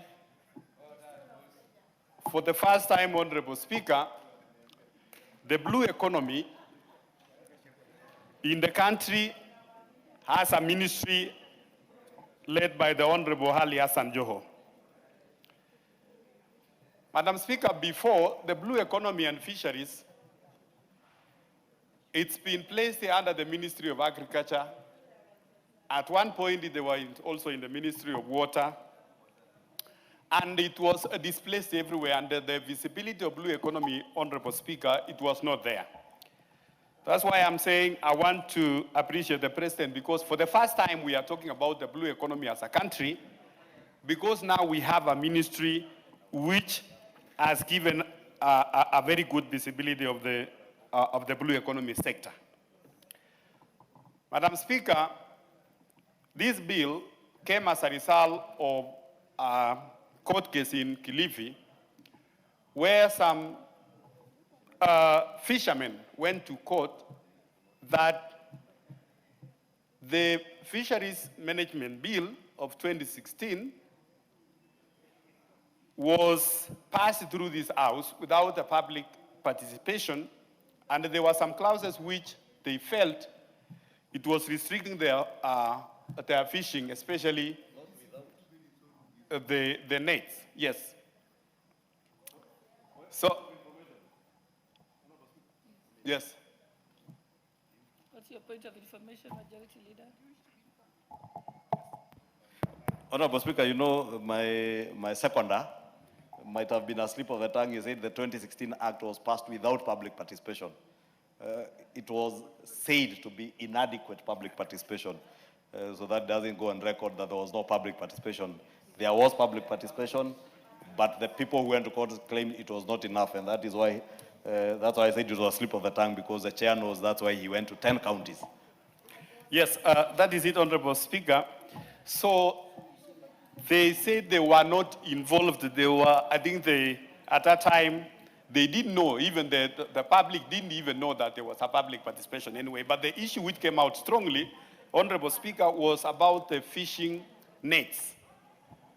And they say that the provisions and the specifications of the fishing nets in the Act was very punitive to them, and that they needed to be involved or to be given alternative if that chance is there, and the court listened to them, and that is how the fisheries was nullified, the Fisheries Act was nullified, and that is why, Honorable Speaker, we are coming up with now a new fisheries bill. And Madam Speaker, when we got the draft from the Attorney General, Madam Speaker, in compliance with the Article 118, sub-Article 1 of the Constitution, the committee went out doing an extensive public participation. And Madam Speaker, we went to the entire coastal region counties. We went to the Lake region, Turkana County, we went to the Baringo and also Nakuru County, Madam Speaker. Madam Speaker, visiting all these places, the grievances for the fishermen were almost similar, they are the same. Number one, the issues of licensing, because they are saying, as fishermen, they are supposed to have the licenses for fishing. They are supposed to have a license for Coast Guards, for KWS, for KFS, that is Kenya Fisheries Service. They also need to have also licenses from the county government and also even from the Kemfri. So you will find, Honorable Speaker, that they had almost up to 7 or 8 licenses. And the fishermen, Honorable Speaker, they were seeking and they were telling us if there is a way they can only have 1 license, as a fisherman only having 1 license, and that 1 license is acceptable across all the government institutions, and also that license is acceptable across the counties, because you will find that the fish, they are getting the fish from one county and they are selling it in a different county. The issue number 2, Honorable Speaker, was the issue of the fishing nets, which they say that the fishing nets, they were banned by the KFS, but they are not given an alternative. Secondly, Honorable Speaker, they are saying the same banned nets are sold in Kenyan market. They are buying it from the local. Why is it that they are victimized as fishermen and those selling, they are not punished? But again, also, Honorable Speaker, we realize that some of the illegal fishermen, they were getting even mosquito nets. They are getting mosquito nets which are not actually prescribed for fishing, and they are using it to do the fishing.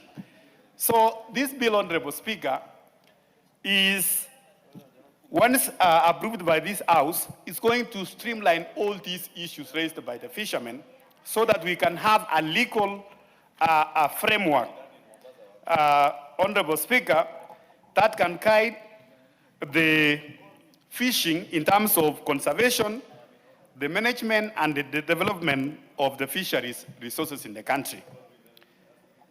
Madam Speaker,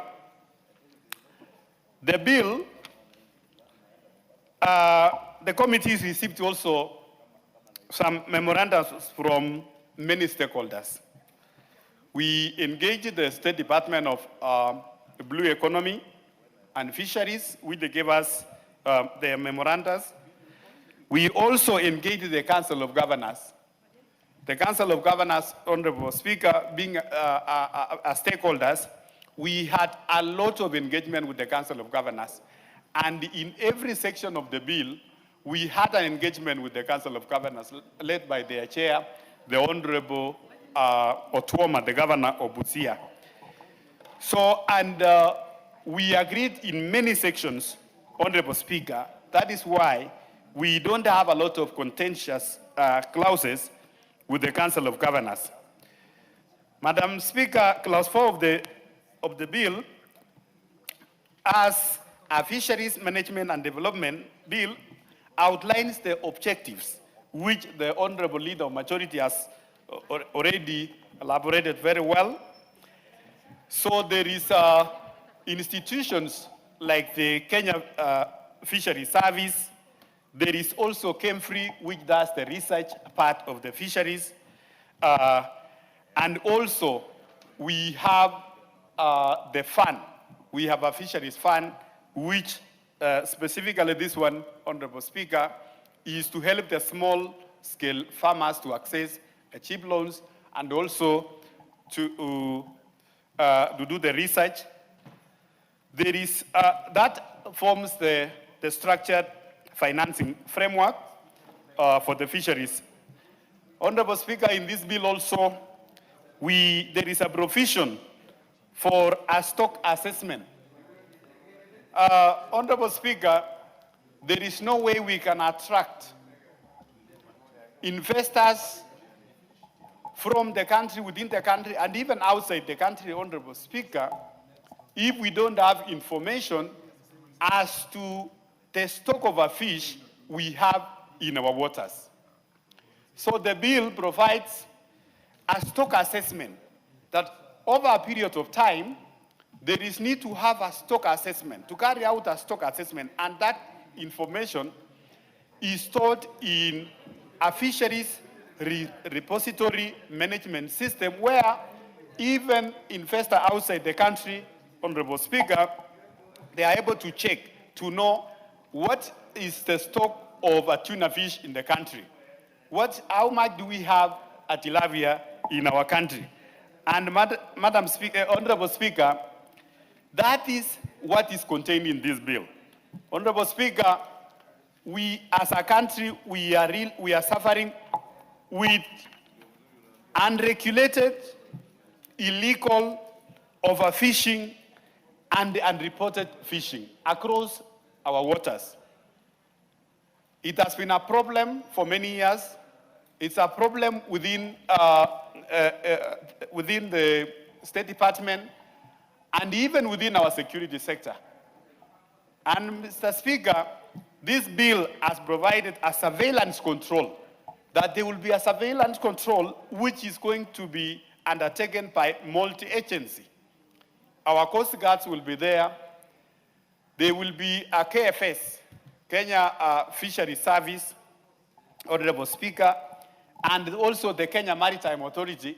All of them, they are going to form a multi-agency to make sure that our fish and our resources, our ocean resources, are protected from these people who are doing illegal fishing. Honorable Speaker,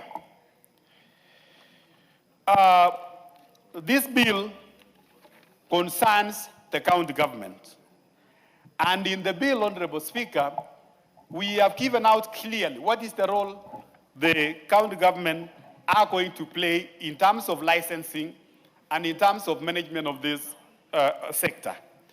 So there is a clear roles the county government are doing, including the CEC, the chief, is it the CEC, Chief Executive Officer in charge of fishing at the county level.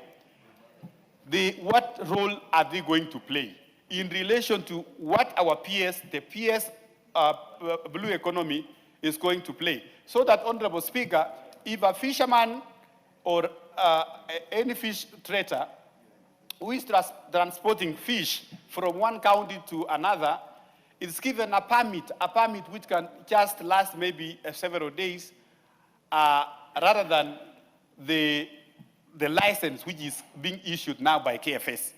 So it is very clearly indicated in the bill what the role of county government is in terms of aquaculture, in terms of even the management of these aquaculture areas, and also in terms of the revenue collection. Because, Honorable Speaker, the problem between the county government and the national government, the conflict has been on the revenue collection. The revenues collected, how are they going to divide? So, and in this bill, Honorable Speaker, we have given out clearly the revenues which goes to the county government and the revenues which comes to the national government. So, Honorable Speaker, the committee further notes the concerns which I have already indicated of double licensing, and the bill is going to address those issues. So the governance issues, Honorable Speaker, including the recognition of beach management units, which in the previous bill, the beach management units, they were not recognized. In this new bill, Honorable Speaker, we have recognized the beach management units. We have defined their roles and even how they are going to be, how they are going to elect their officials under the county government. And the CEC in charge of the fisheries at the counties, upon elections of the beach management units, so the CEC is going to now cassette under the county government those beach management units and the officials. So the environmental safeguards, Honorable Speaker, the inclusions of the beach management units, they are going to oversee that one, and in their elections or in their management, they are going to include people with disabilities so that they form part of the management units. So, Honorable Speaker, the committee having considered the fisheries management and development bill, the National Assembly Bill number 29 of 2023, Honorable Speaker, recommends that the House approves the bill with the amendments, because I'm saying with the amendment, Honorable Speaker, because when we received the draft bill, there was a submission from the Council of Governors, there was a submission from the ministry, but also we got also submission from the public participation. And we harmonized all of them, Honorable Speaker, and you will find that they harmonized the document in this report. So, Honorable Speaker, so the bill seeks to strengthen the governance of the fishery sector, enhance the enforcement mechanism, promote aquaculture development, and report and support the livelihood of fishing communities. So, Mr. Speaker, the committee is satisfied that the bill will contribute to sustainable utilization of fisheries resources and unlock the opportunities within the blue economy sector. So, Mr. Speaker, I want to ask this Honorable House that our fishermen, the blue economy sector, which has been ignored for many years, if we pass this bill, Honorable Speaker, is going not only to benefit our fishermen, but it's going also to unlock the potential of the sector and also to increase our revenue as a country. Honorable Speaker, lastly, when we visited Namibia, Honorable Speaker, in the last parliament, Mr. Speaker, almost half of the GDP of Namibia is supported by blue economy. And Namibia is a very small country, Honorable Speaker. I'm sure, Honorable Speaker, as a country, if we put our resources into this blue economy sector, now that we have a very good regulatory and a legislative framework, Honorable Speaker, we are going to benefit as a country. Mr. Speaker, with those many remarks, I second.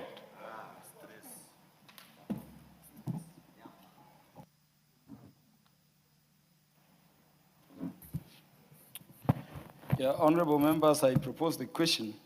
The Fisheries Management and Development Bill, National Assembly Bill number 29 of 2023, be now read a second time.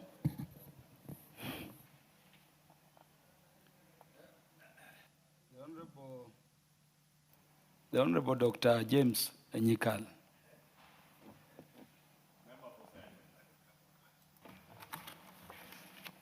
Thank you, Mr. Speaker.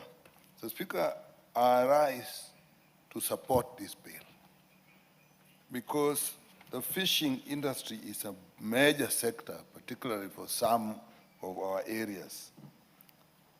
And also, Mr. Speaker, we know that the act that we had was nullified by the court. The reasons we don't want to go into now, which means, Mr. Speaker, now we have a vacuum. And we have a vacuum in the face of very serious problems in the fishing industry. Mr. Speaker, if you take the case of Lake Victoria, where we come from, the stock of fish is dwindling. There is overfishing in the area. And you cannot blame the fishermen because even the regulation is not proper. People use wrong gear. And as some members just said, these wrong gear, that some of it are banned, are actually available in the shops everywhere. So the fishermen asked the correct question.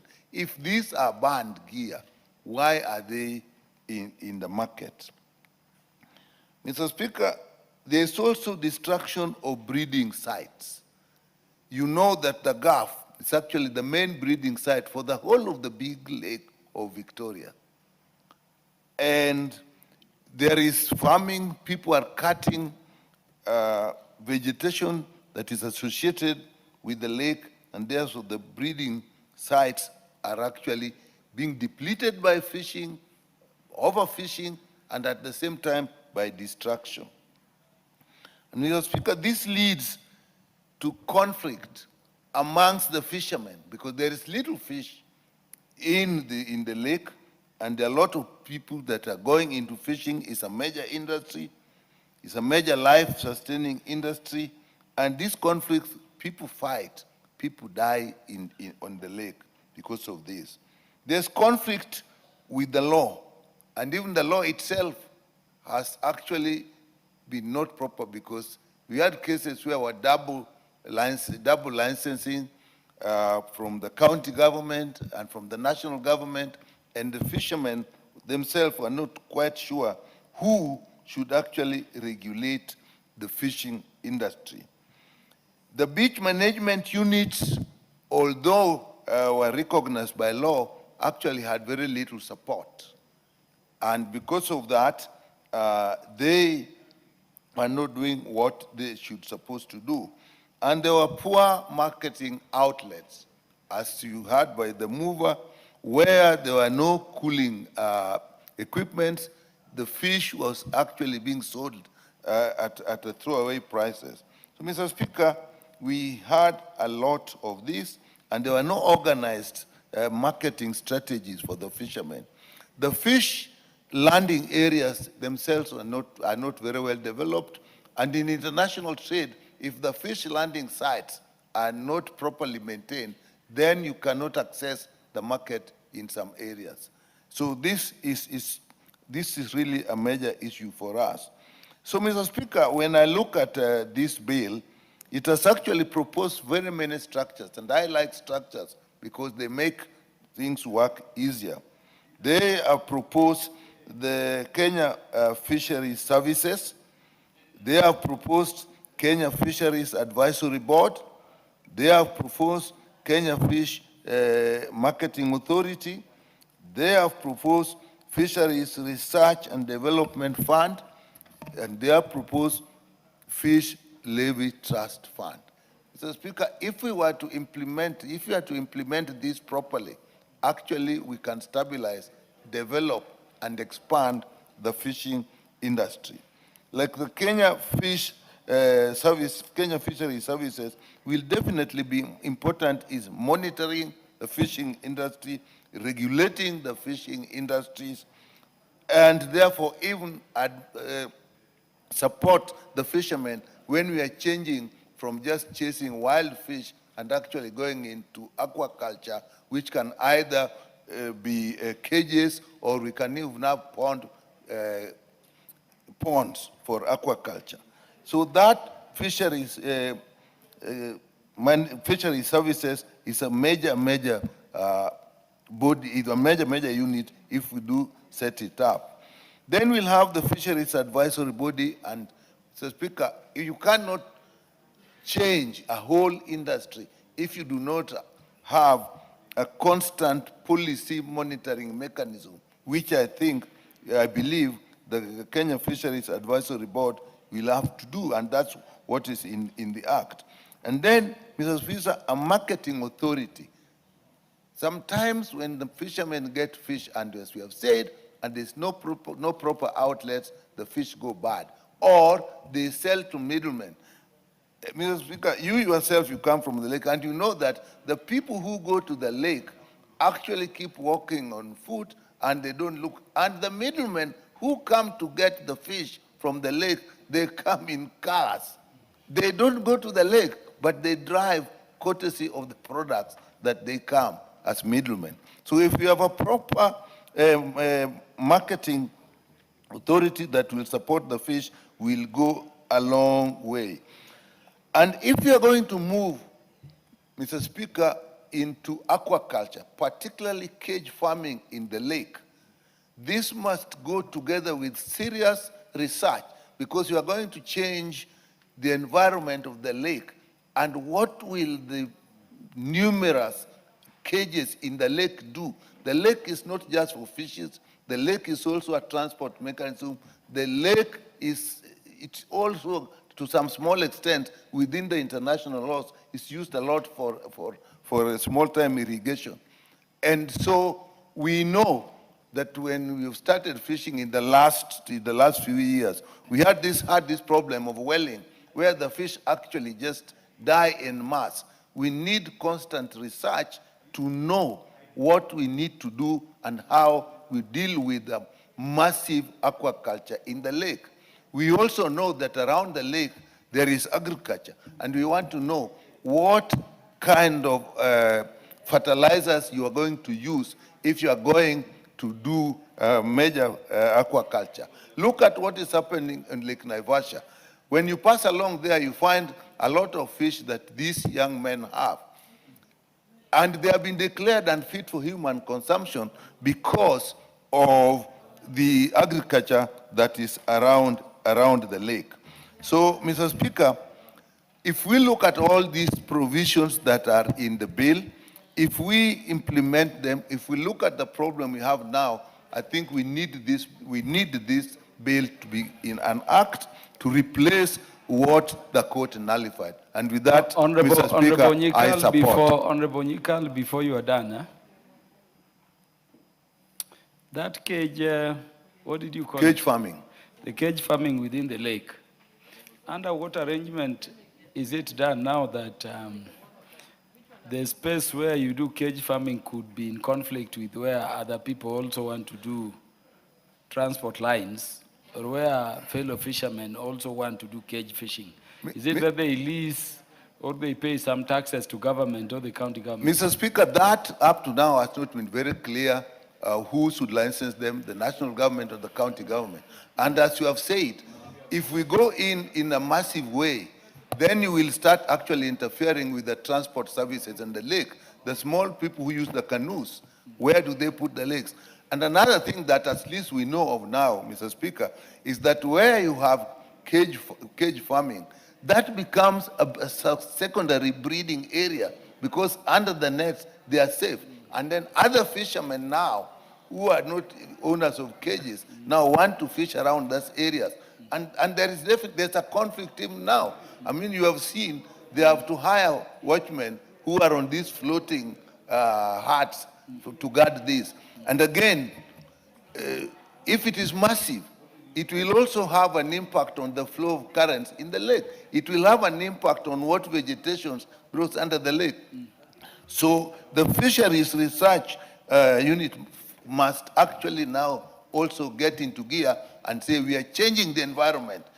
Do we always monitor how this is changing and what other impacts it will have? So this bill is extremely important. With that, Mr. Speaker, I support. Thank you, Honorable Nyikal. The Honorable Rindikiri Mugambi. Let us hear what Kofi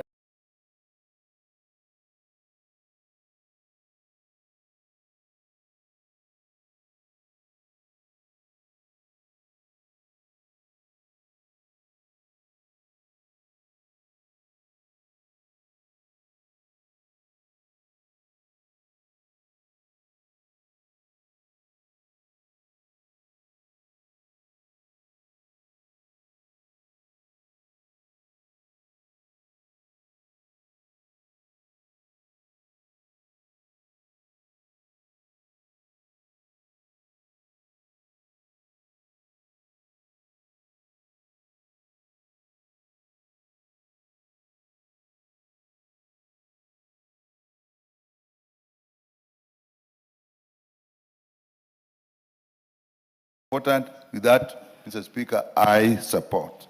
Thank you, Honorable Nyikal. The Honorable Rindikiri Mugambi. Let us hear what Kofi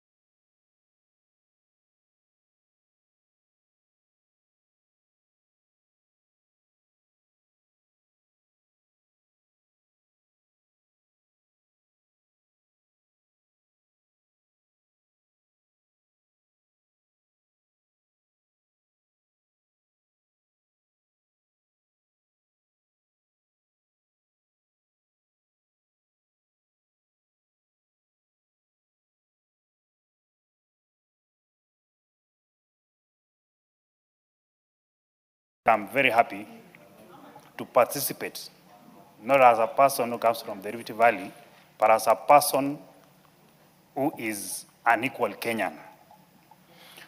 Honorable Speaker, you know that any institution or entity that is not governed by rules is disorganized.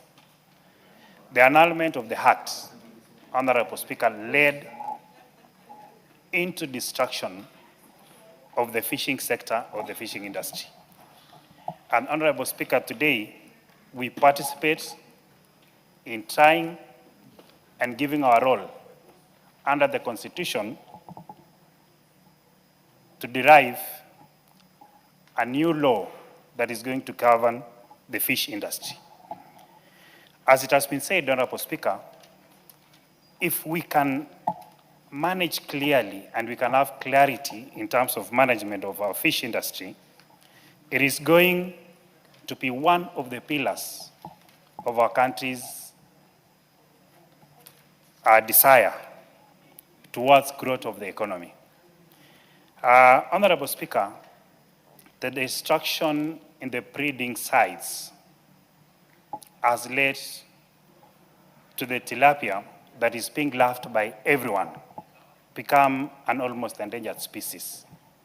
And that is the sole reason today, Honorable Speaker, we sit here to debate and to have rules and regulations that is going to govern the fishing industry in its entirety. Honorable Speaker, the inclarity of where there were conflicts in terms of revenue sharing that was there between the national and the county government, this particular bill, Honorable Speaker, is going to address and to iron out those particular issues that were there in between the county government and the national government. Regards to licensing, Honorable Speaker, whereby a transporter from, say, Kisumu, crossing over to Narok, through Bomet, and eventually landing in Nairobi for our markets, would not now be charged separately because of this particular bill. Honorable Speaker, with those very few remarks, I stand to support and to affirm my position as a Kenyan. Because, you know, Honorable Speaker, some leaders can simply wake up one morning and simply want to portray other people like non-Kenyans. Would you imagine, Honorable Speaker, today, while I speak, of course I'm a Kalenjin by birth, but I'm a Kenyan. And being a Kenyan, Honorable Speaker, it doesn't mean that we can be discriminated by the regions that you were born from. For someone, a leader, to wake up and to want to demean and to portray one community. For example, I was so annoyed, Honorable Speaker, when one very knowledgeable person who served in this house, who knows the regulations, stand up in a podium and say, sisi hatutaki mambo ya Wakalenjin. It doesn't mean well for the people. We are all Kenyans, we are all Kenyans, and as we stand today, Honorable Speaker, we are here courtesy of a president who believes in unity, who believes in inclusivity, in inclusivity, Honorable Speaker. Would you imagine a situation whereby we have a sitting president who gave clarity in terms of manifesto? Today we're talking about fish farming, which was clearly in the manifesto of our president. Honorable Speaker, I stand to support. Thank you.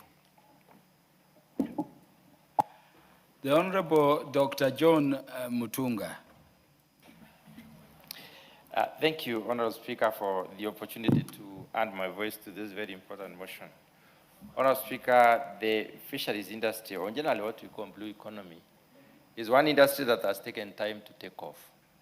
It was started, a lot of effort has gone that direction, but probably it has not been organized, as it were.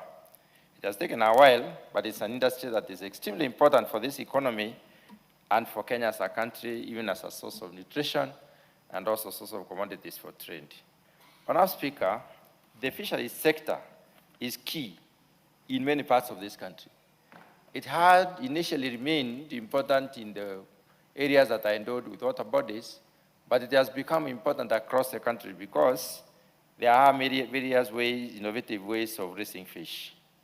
Madam Speaker, I can only hope that this particular report has given itself sufficient, has created sufficient space through the institutions that have been created to basically protect the fish, as it were. What I mean by protection, Madam Speaker, is that we are very clearly aware that fish breeds in fresh water. If fish breeds in fresh water, then we need our rivers entering the water bodies fresh. And therefore, we need to protect our water bodies or water that is running upstream so that whatever goes into the large water bodies is clean enough to allow fish to go and spawn or to go and mate or breed at the entrances of these water bodies. That's where we need intensive and extensive marine research. Marine research has to do with every marine, the entire marine ecosystem. Whatever is in the marine ecosystem needs to be understood, specifically on the fish. We have many different varieties of fish, small and large. We have long and short. We have many types of fish. Varieties are also adapted to different ecological zones. They are highland or high altitude fish, low altitude fish. So research is key. And I'm happy to realize, Honourable Speaker, this particular report does provide for, the bill does provide for establishment of a fisheries research and development fund. This fisheries research and development fund will go a long way in helping shape the sector by basically contributing to the body of knowledge on fish, as it were. Honourable Speaker, fishing and post-fishing management is important.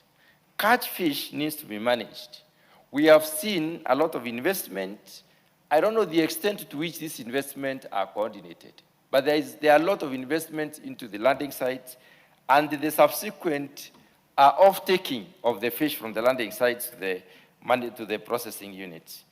This needs to be properly managed. We need to have a proper integration of the entire process so that whatever fish is caught is not wasted through spoilage, that we can use all the fish. And I believe this particular legislation has taken care of that particular factor. Madam Speaker, we have had investment like the Liwatoni fish landing site. It's a magnificent several $billion billion shilling investment, which has been done in the coastal region, in Mombasa, to enable the fish, the caught fish or catch fish that is got from the sea to be properly processed and managed for purposes of internal, in-country consumption and export. Madam Speaker, that and other efforts needs to be lauded and coordinated in a way that it is going to help us to benefit from this particular industry. Madam Speaker, we have also seen development of dryland fishing. Dryland fishing, I mean fishing in ponds, the establishment of fish ponds, establishment of dams, and the establishment of rivers. Well, at the pond and dam, Honourable Speaker, I would like to allude to the fact that every part of this country can actually produce fish or can grow fish. What we need is to have an inlet and an outlet, or to have a mechanism for cleaning the water because it needs to be aerated.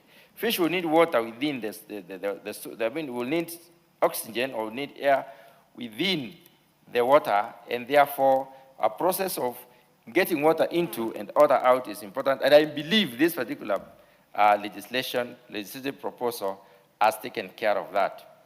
When I turn to the large water body fish, Honourable Speaker, the lakes and the seas, we have this particular legislation coming in specifically to align the fishing industry to the best practices in the world. We know there are many countries who have engaged or invested in fishing and fish products, and they have gone very far. They have innovated different types of products. They have been able to get many fish domesticated, and they are able to get fish eaten across those countries and across the world. And they have gotten a lot of revenue, a lot of foreign exchange from these particular interventions. So protection of these areas is very, very important. I have particularly looking at our sea, which is exposed to us as a country. Kenya is endowed with a long coastline, And this coastline has provision. We have 12 nautical miles, which is close to 22 kilometers of water that is under total sovereignty of this particular country. Nobody should enter that particular part without express permission from us as a country. Honourable Speaker, if we look at the exclusive economic zone, which is around 200 nautical miles, another 367 kilometers of sea, where we also have sufficient or significant control. I pose to ask a question. How much of this do we actually control? Who actually does the fishing in our seas, and how much control do we have? When these people do their fishing, do they actually report it to us, or they just take away the fish? That, I believe, is one of the aspects that this particular legislation has come in to also control. Honourable Speaker, I recognize the need for the formation of the institution. The Fisheries Authority. We need an authority that will be able to organize this particular industry. An authority that will basically do the fish development, as it were, the different facets, different approaches in fish development.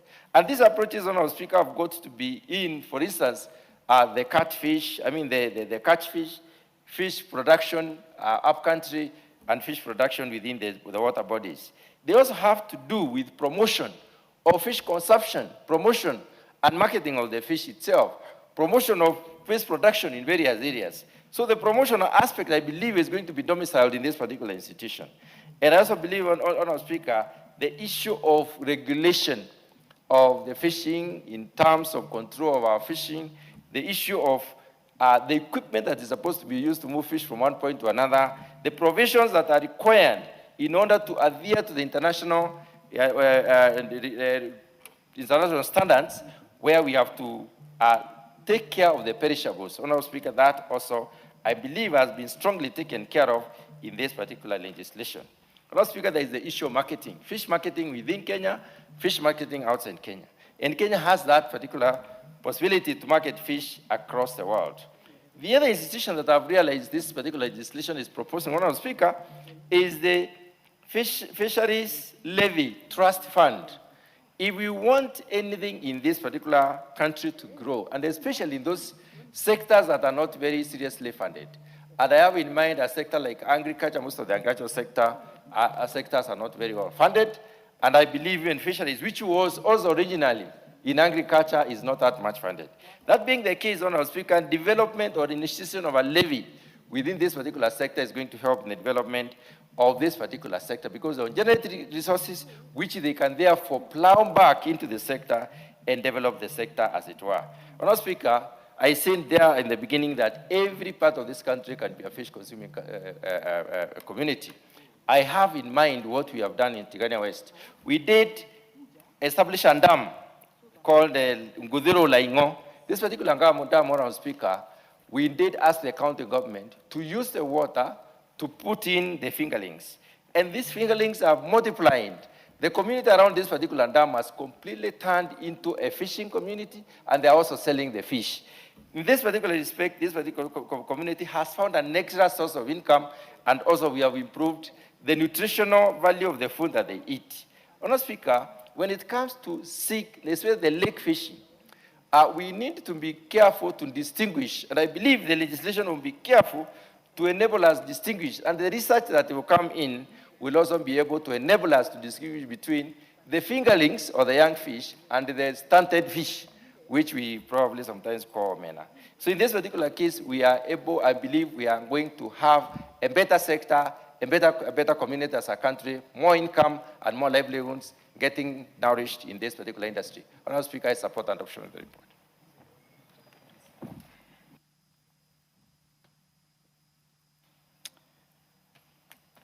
The Honorable Makilap, MP for Baringo Central. Is it Central? So, Speaker, I come from Baringo North. Baringo North. Have you forgotten where you... Baringo North. Thank you, Mr. Speaker. I've delayed you because I wanted to confirm, Honorable Mili, that you are ready to go.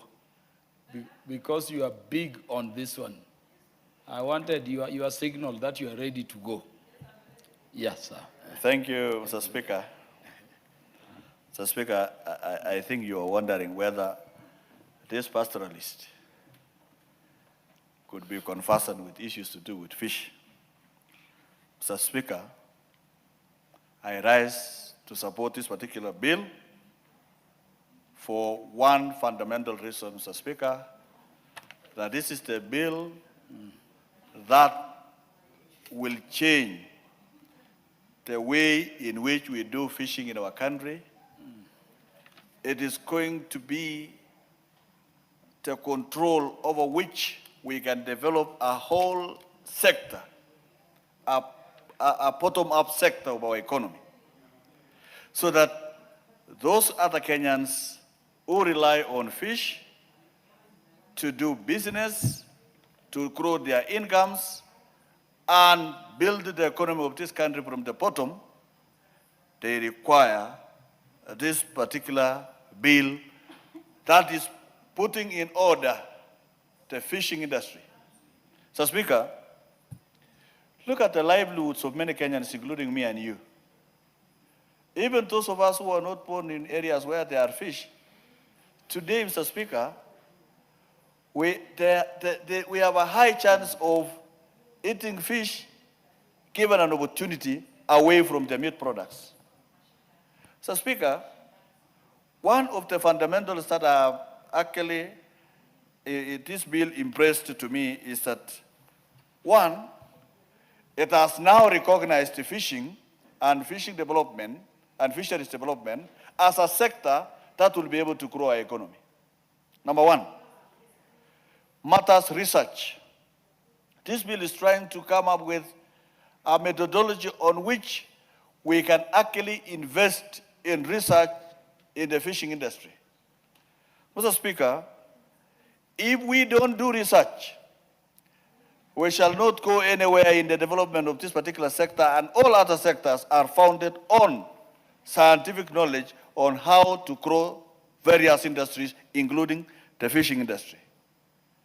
Mr. Speaker, we've had so many funds, CTF fund, Coffee Cherry fund, Tea Development fund, many other funds, but for the first time, we are going to have a fisheries and development fund that will be able to provide the necessary resources, the necessary plans on how to carry out fishing in Kenya from the small scale to large scale to international waters, right from the fish ponds to the rivers, to the lakes, to the dams, to the ocean.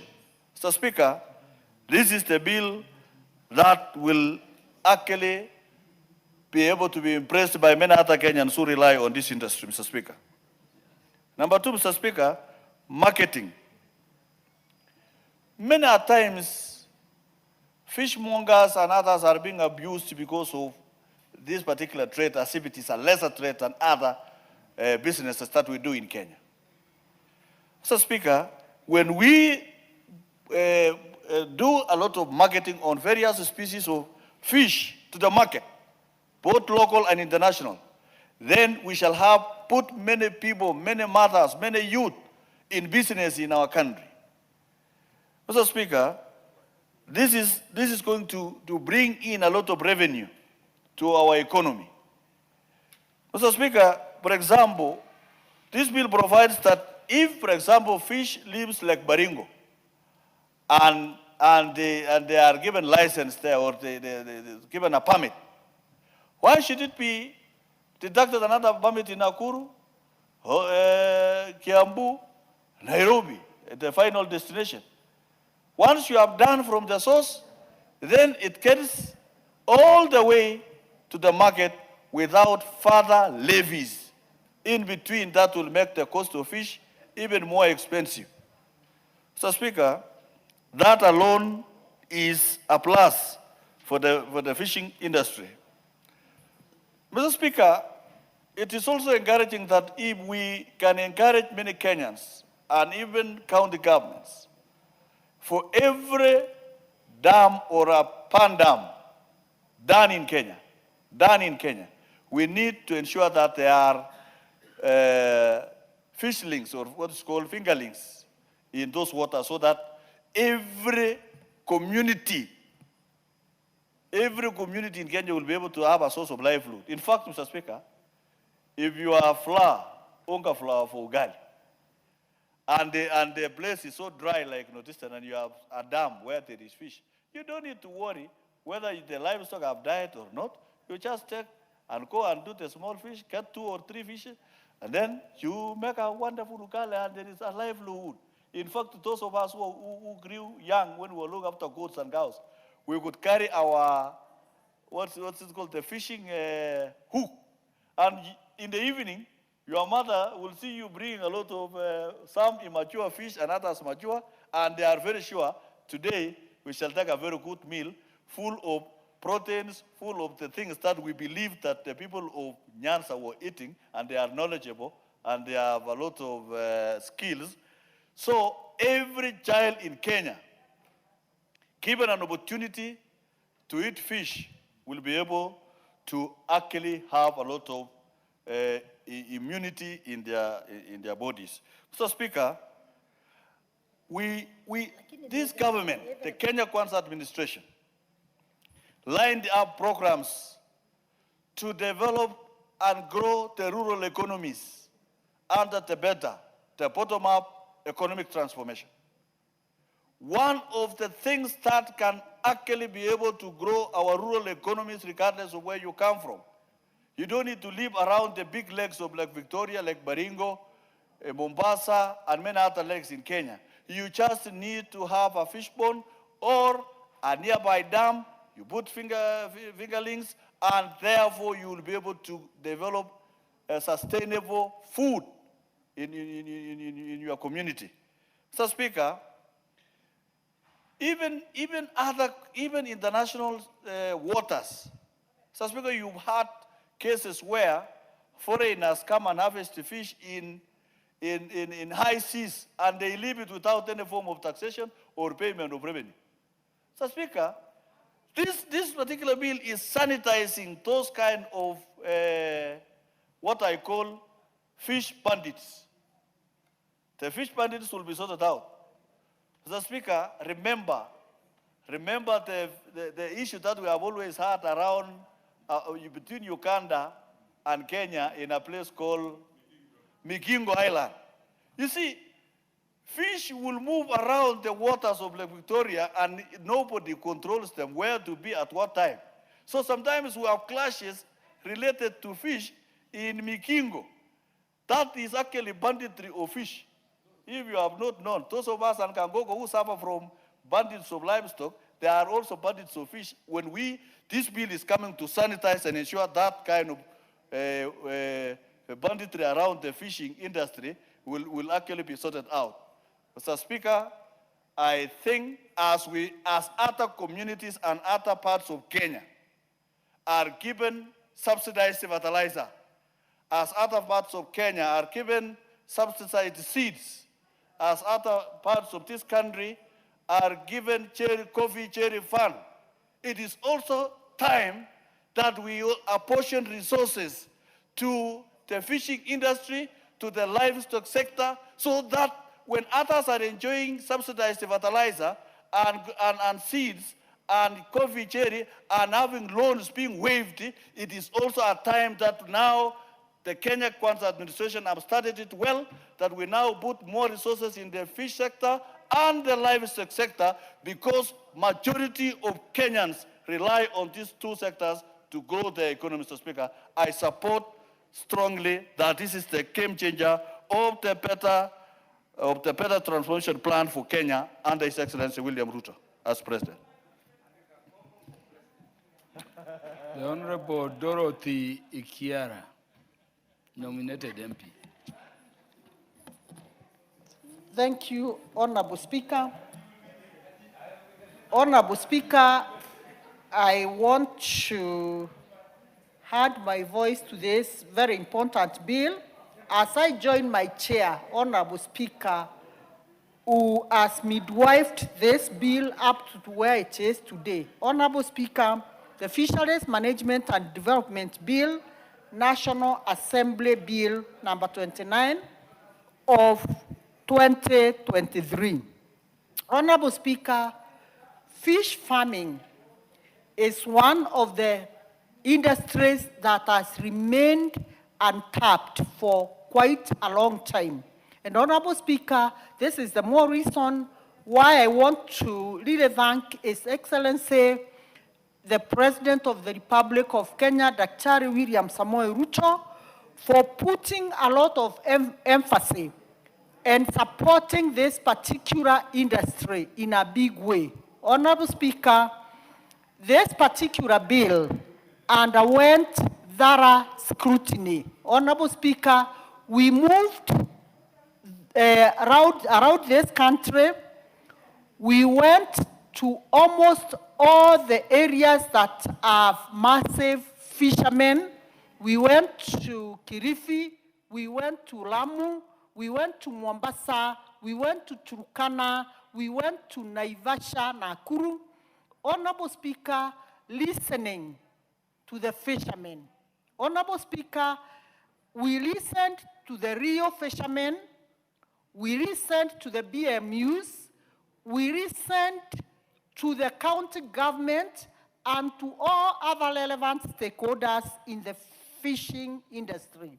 Honorable Speaker, the whole aim of this bill that we wanted to achieve, it was to ensure that we align the fishery sector with the international best practices. Honorable Speaker. Honorable Speaker, we've realized now it is time for us not only to fish in our borders, we should be able to fish and market our fish across our borders, Honorable Speaker. And this is why we have come out strongly to recommend that even the Fish Marketing Authority be established, licensing, which was the biggest, which really was bothering the fish farmers because of multiple licensing and a lot of harassment when they go to the waters because they are required to have multiple licenses. Honorable Speaker, this bill is trying to consolidating the licenses so that the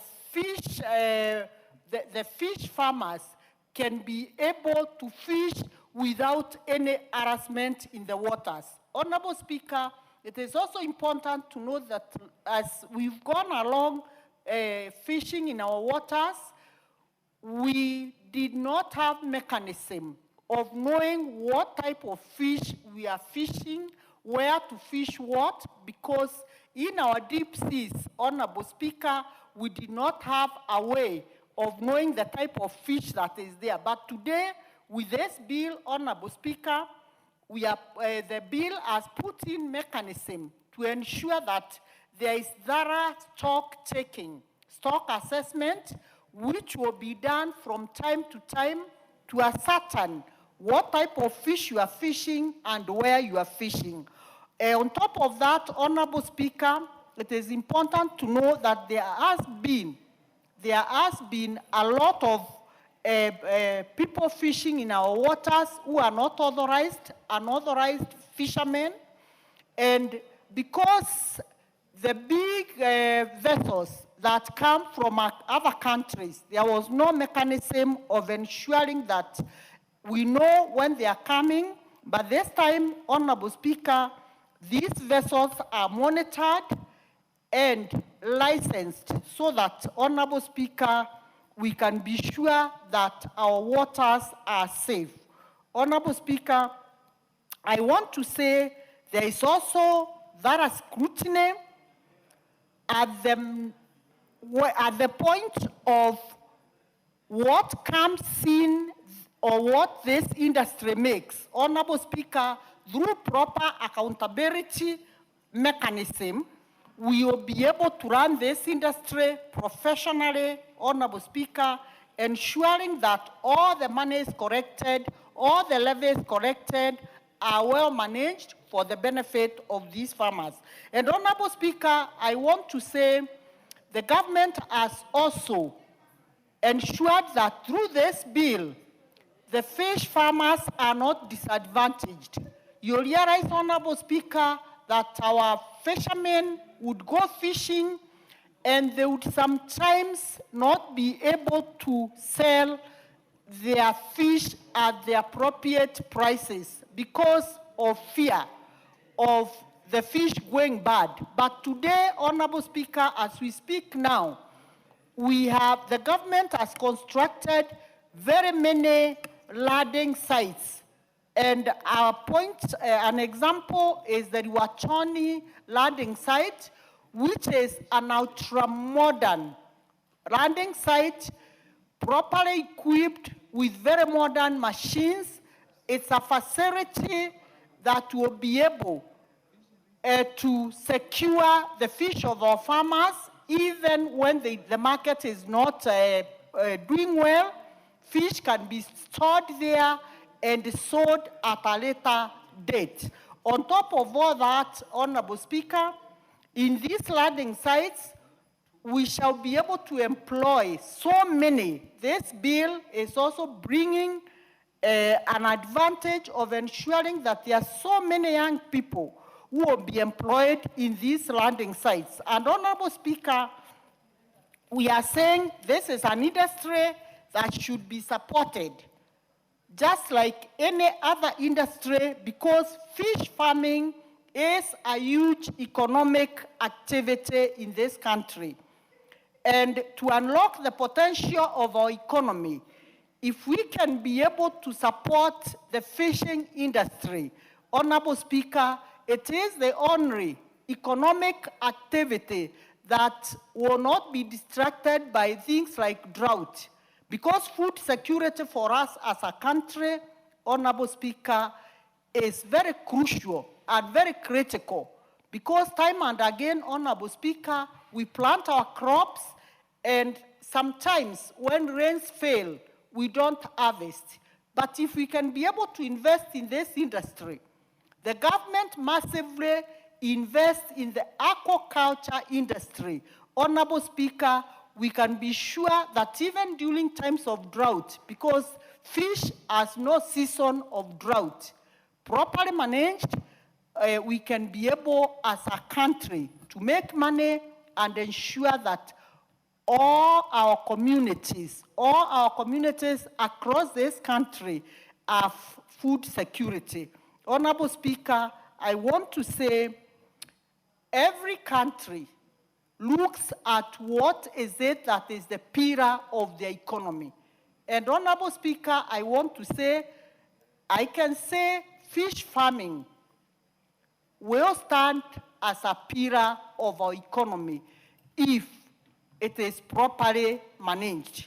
Honorable Speaker, I want to end by saying I really support this bill, and I want to urge the members of this House to support this fish bill so that once we pass it, then we can fast track it and ensure that, Honorable Speaker, as a country, we leverage on it so that our country is economically stable. Thank you, Honorable Speaker. The minority whip, because of rank and deep knowledge on the subject matter. Thank you, Mr. Speaker, for acknowledging my expertise on this area as a representative of probably the biggest chunk of Lake Victoria, which is the third largest freshwater lake in the world and the largest in Africa. Mr. Speaker, I was actually wondering when this bill was brought into Parliament, because in my lifetime in Parliament, we actually did a very comprehensive fisheries management and development bill, but I want to thank the seconder for explaining that actually there's a court matter that ensured that this bill is brought back. And when I was looking at the bill, because I contributed very largely on it, I discovered a lot of the issues that were there then are still here. However, I've made some notable issues. One on the issue of fish for sex for women, which is exploitation. It's not provided very strongly, and there are some minor amendments that I'll be proposing. However, I just want to indicate some of the things that I'll be proposing, but I just want to indicate that fish has a lot of potential for changing the economy of this country, and we actually, if we invest very heavily in blue economy, then even for the young people who don't have jobs, can get opportunities. But we need to have a mindset change, a paradigm shift, because most people think fishing is ignoble. But fishing actually has a lot of potential. When many times when my mother was not able to get my school fees, I would go to my uncle who was a fisherman, and he would give me fee. So I'm also a product of fishing. My mother had 8 children, and she was a widow. And many times, other than bursary that would support us, many times she was not able to support us. So that is why I'm very passionate about issues to do with fishing, because it supported not only me, but even part of families, members of my family. Mr. Speaker, I just want to say that because of the open access nature of fishing, it is very different from other sorts of businesses that people get in. You can't walk into anybody's land and just start digging. But when you go into fish or start farming, but the open access of fishing, especially the lake, as a natural resource, means I can come from Busia, and one day I'm just fishing in Kiumba Beach in Rusinga Island. It has come with a lot of problems, and I am sorry to say that I'm not seeing this bill addressing some of those issues that have arisen because of the open nature. We also propose other things, like in the last bill, I proposed ex situ in situ fishing, which includes now the cage fishing and the farm aquaculture. But they have also come with issues. And Mr. Speaker, one of the issues it has come with is when we are proposing in situ fishing or cage fishing, the presumption was that we would up the standards of our local people. But what is happening? It is actually industrial entities, many from out of the country, that have covered the entire Lake Victoria. Now, if you are going around my constituency, I have to find ways. I heard Honorable Nyekal talking about it. You have to find ways where you are navigating. There is no rule, there is no law, there is no regulation about what about artisanal fishers. How will they, how much space is there? Mr. Speaker, sometimes I'm here and I'm called. People are fighting in the lake. And lake fights are worse than shore fights because they will drown. And people do drown. Sometimes you actually give them under CDF.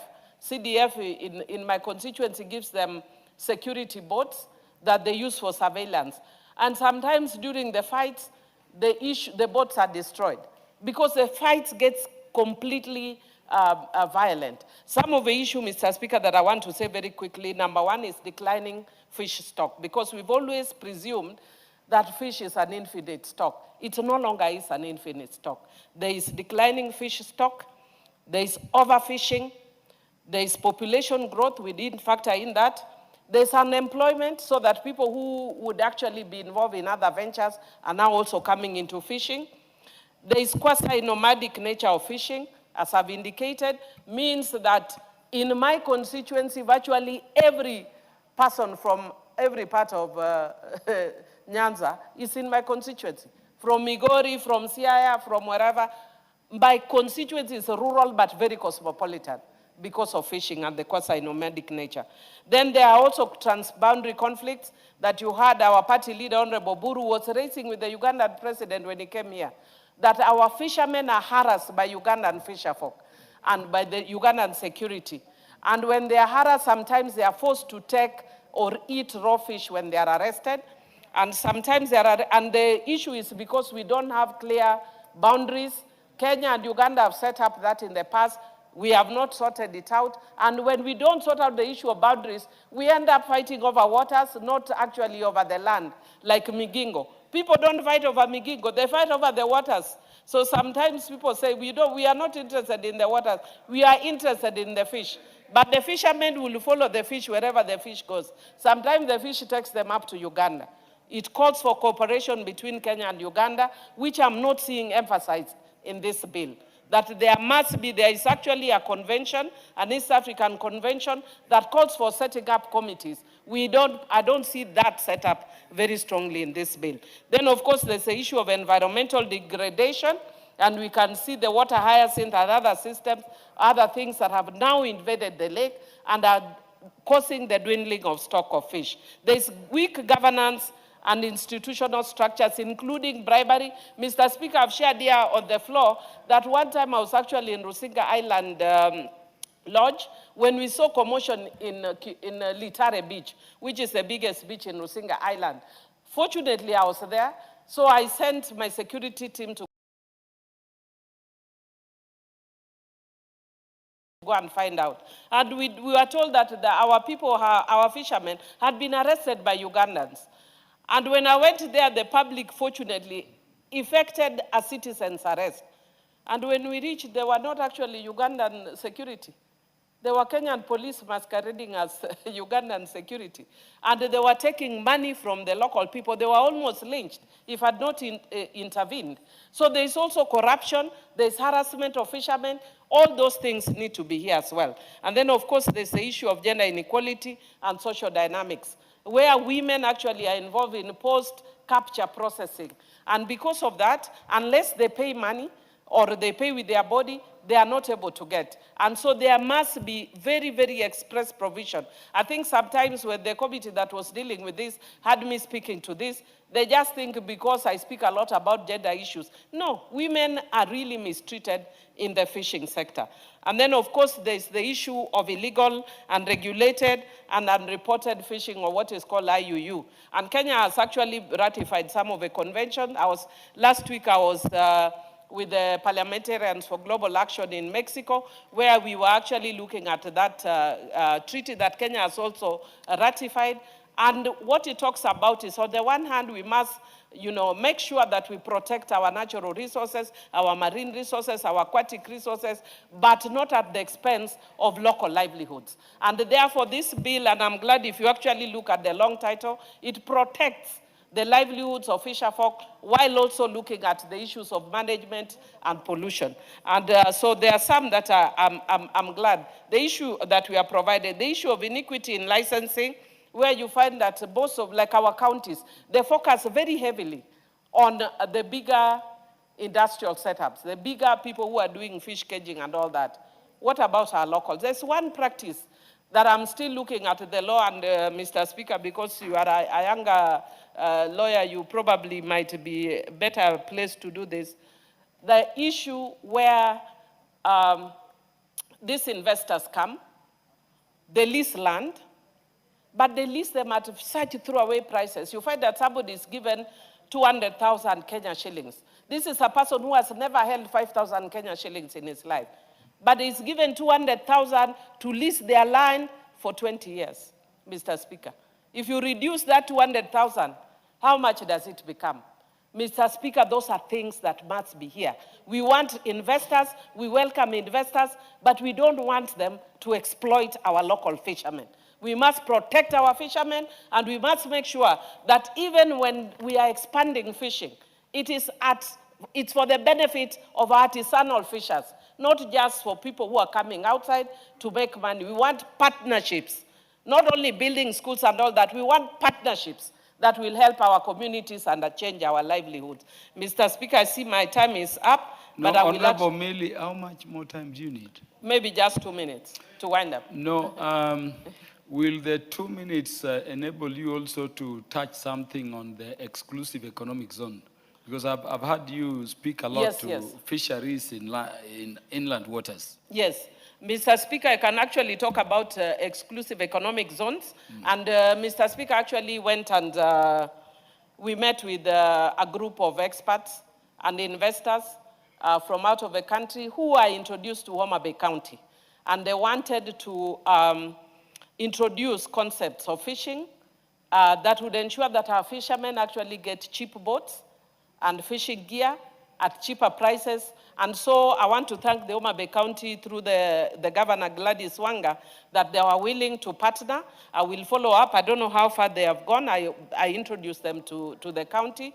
And when you have those exclusive economic zones, one, I can tell you right now, if you are to do a boat, because our constituency, CDF has actually been doing that, when you do one simple boat, it costs about 1.3 million Kenya shillings. And if you are to do that in my constituency, you have 64 beaches. If you are to do that for 64 beaches, you are not building any other classrooms, because then they come as security boats. But when you have exclusive economic zones, it will help in very many things, both processing, fingerlings, and all that, especially when you are dealing with bigger capture and when we are talking about commercialized fishing. Mr. Speaker, the other issue that I wanted to talk about is also that we have a lot of fights over rich areas for fishing, because of course now there is depletion. When people run out of this, you find, for instance, that fishing, many people don't understand, but we have people who fish in the day, people who fish in the night. So the people who fish in the day leave their, they go and leave their nets and everything in the lake. The ones who come in the night, they take advantage, because you have the mbuta and omena fishers and tilapia fishers. They operate very differently. And so there's a lot of conflict. And I'm always called upon to have meetings, and that is part of the reason that I've become an expert, because then I've been forced to learn, to understand actually the challenges that the fisher folk go through. And above that, one of the things that we need to look at, Mr. Speaker, is protection of the fishermen themselves. That sometimes when I'm late, I'm coming from Fangano, Takawiri, or Remba Islands, and I'm coming back to the mainland, and it's extremely stormy that you actually think you're about to capsize. By then, my father died in a boat accident, so there are real concerns.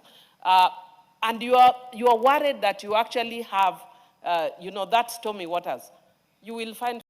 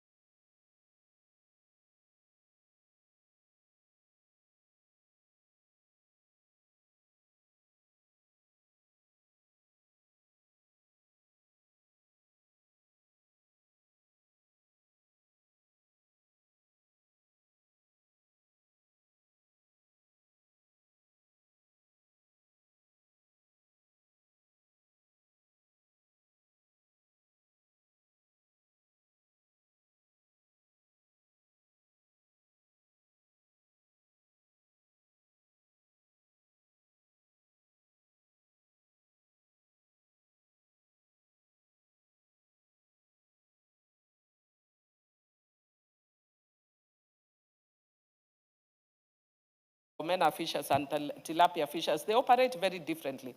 And so there's a lot of conflict. And I'm always called upon to have meetings, and that is part of the reason that I've become an expert, because then I've been forced to learn, to understand actually the challenges that the fisher folk go through. And above that, one of the things that we need to look at, Mr. Speaker, is protection of the fishermen themselves. That sometimes when I'm late, I'm coming from Fangado, Takawiri, or Remba Islands, and I'm coming back to the mainland, and it's extremely stormy that you actually think you're about to capsize. By then, my father died in a boat accident, so there are real concerns. And you are worried that you actually have, that stormy waters. You will find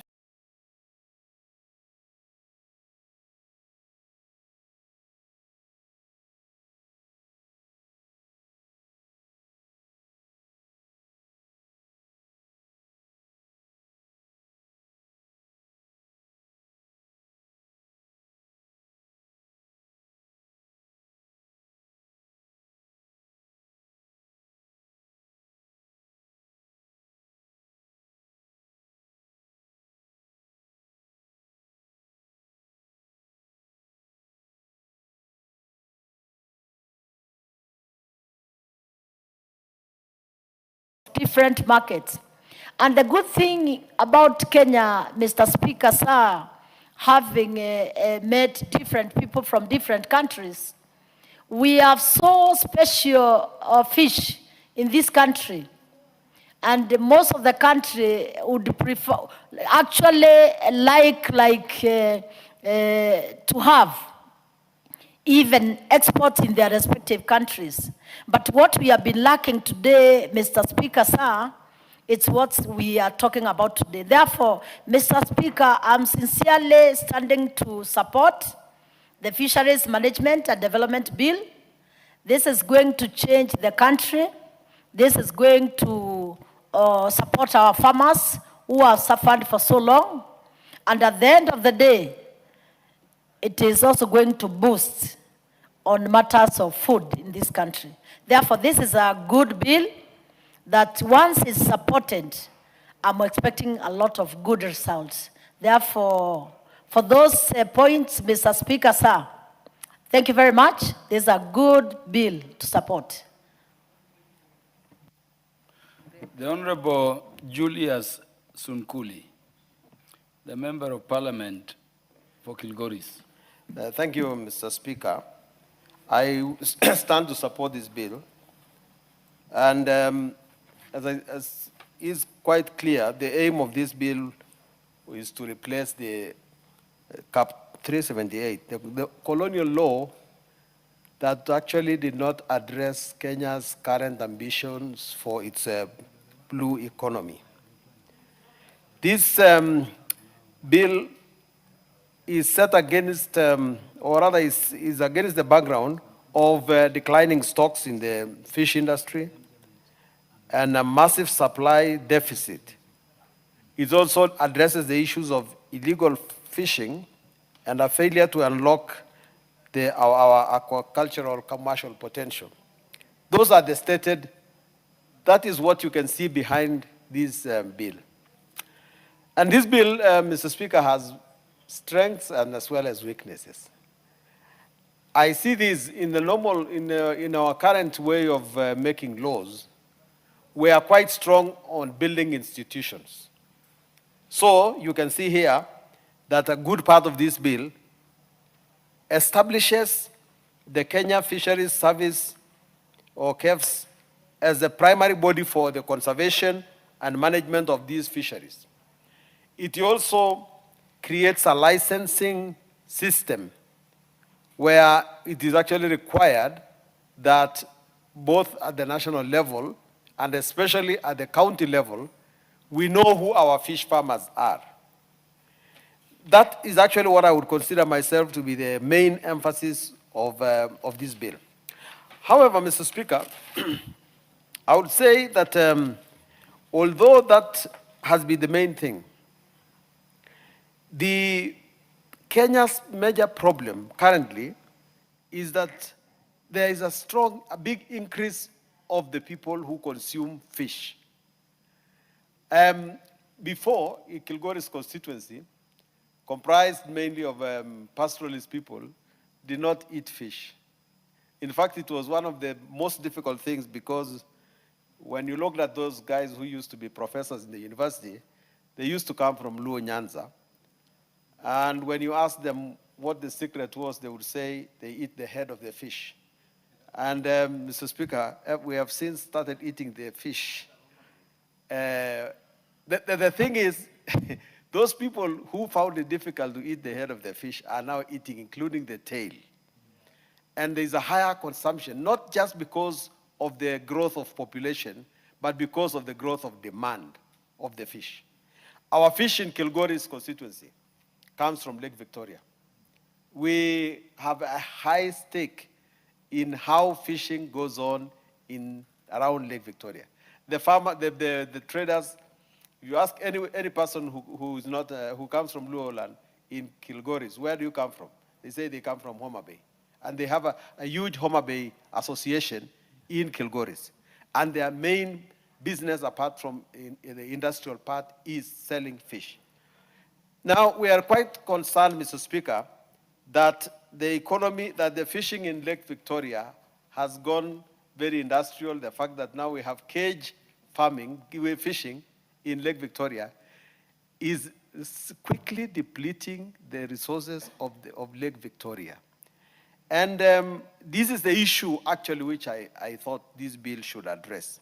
Because if the total consumption of Kenya, if the total consumption is 600,000 tons, yet all we produce is 168 metric tons. Where is the deficit going to be satisfied from? Now, the government introduced a 10% excise duty on all fish imports in 2023 and 2024. That was good in order to protect our local farmers. But where is the deficit going to be addressed from? Apart from putting institutions and governance issues in this bill should address the issue that fish has become a very important commodity in our market. Now, our per capita consumption is 4.3 kilograms a year, less than any other African group, Mr. Speaker, of 10 kg. The nutritional value of fish, therefore, is not being satisfied. And as I said again, that Lake Victoria, which provides 70% of Kenya's inland fish, is in a decline. It fell 18.8% in 1 year, that is 2022 to 2023. If this trajectory is not reversed, the supply crisis will become very big in our food security. And Mr. Speaker, this bill will pass because we require it to pass. But we must be ready at the committee level to face a number of corrections. One of the problems I see with this bill, Mr. Speaker, is the public participation. I was surprised that, that the honorable member, our chief whip here, minority whip here, did not even participate in the public participation. There was a meeting, a roundtable meeting in Kisumu in April 2025, involving about 40 experts and stakeholders who unanimously rejected the contents of the bill. The comments that were made by this meeting in Kisumu should be taken into account so that we know what actually they did not like, and so that we can be able to address it when we come to the committee stage. Pardon? I didn't hear that, but the Lake Victoria Aquaculture Association formally wrote to the clerk of the National Assembly on the 7th of April 2025, urging that Parliament should suspend this bill. But however, you know, this has had something to do with now the courts. The concerns of these organizations should also be understood so that we can be able to correct these at the correct stage. There are quite a number of institutions, Mr. Speaker, who are approached But I think that in future, when you approach the stakeholders of the fishing industry, we must also approach the consumers. Now we are part of the consumers table. We would have liked to input into this so that the fish, unfortunately, no longer belongs to Nyanza. It belongs to all of us. And lastly, Mr. Speaker, I would say that we are, if I may use the word landlocked as Kilgoris, and we are going to be compelled to go to fish farming by other means other than, depending on the ocean. Now, what we require here are the resources so that we are able to monitor, so that we are able to understand how it is done. And I hope, Mr. The Speaker, you being our neighbor from Homa Bay, will be able to send some of the experts to come and help the people of Kilgoris understand how the farming is done. I just want to make one comment, Mr. Speaker, about the institutions that have been created. The bill's monitoring, control, and surveillance, that is MCS unit, is a step in the right direction, but it must be funded. It must be funded, it must have good staff, it must be equipped. A pepper enforcement unit with no patrol boats or surveillance technology will not be very effective. The requirement for vessel monitoring systems on all licensed vessels is welcome, but enforcement of these offshore waters requires dedicated maritime patrol capacity, and currently our country lacks these. And the bill must explicitly mandate adequate budgetary allocation towards these issues. Mr. Speaker, with those remarks, I beg to support.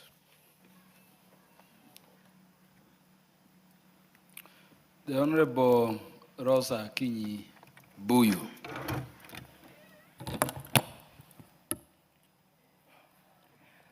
Mr. Speaker, thank you for this opportunity. And I've seen Honorable Karoli. Honorable Karoli is saying that I've taken his position, but he's actually accepted to sit right behind me. And I appreciate that. Mr.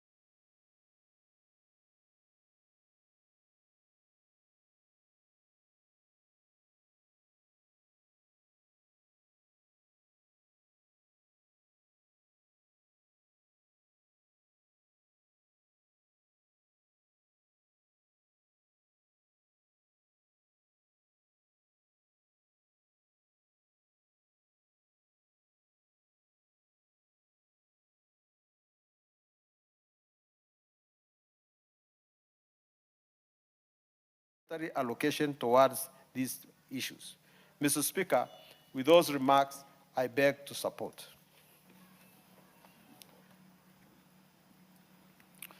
The Honorable Rosa Kinyi Buyu.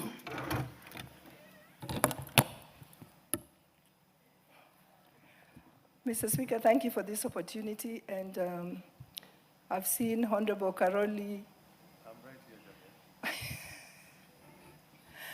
Honorable Karoli is saying that I've taken his position, but he's actually accepted to sit right behind me. And I appreciate that. Mr.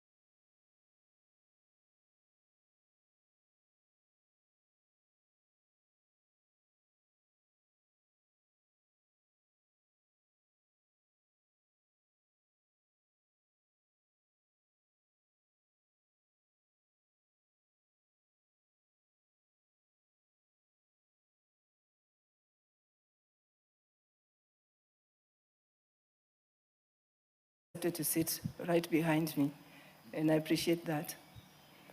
Mr.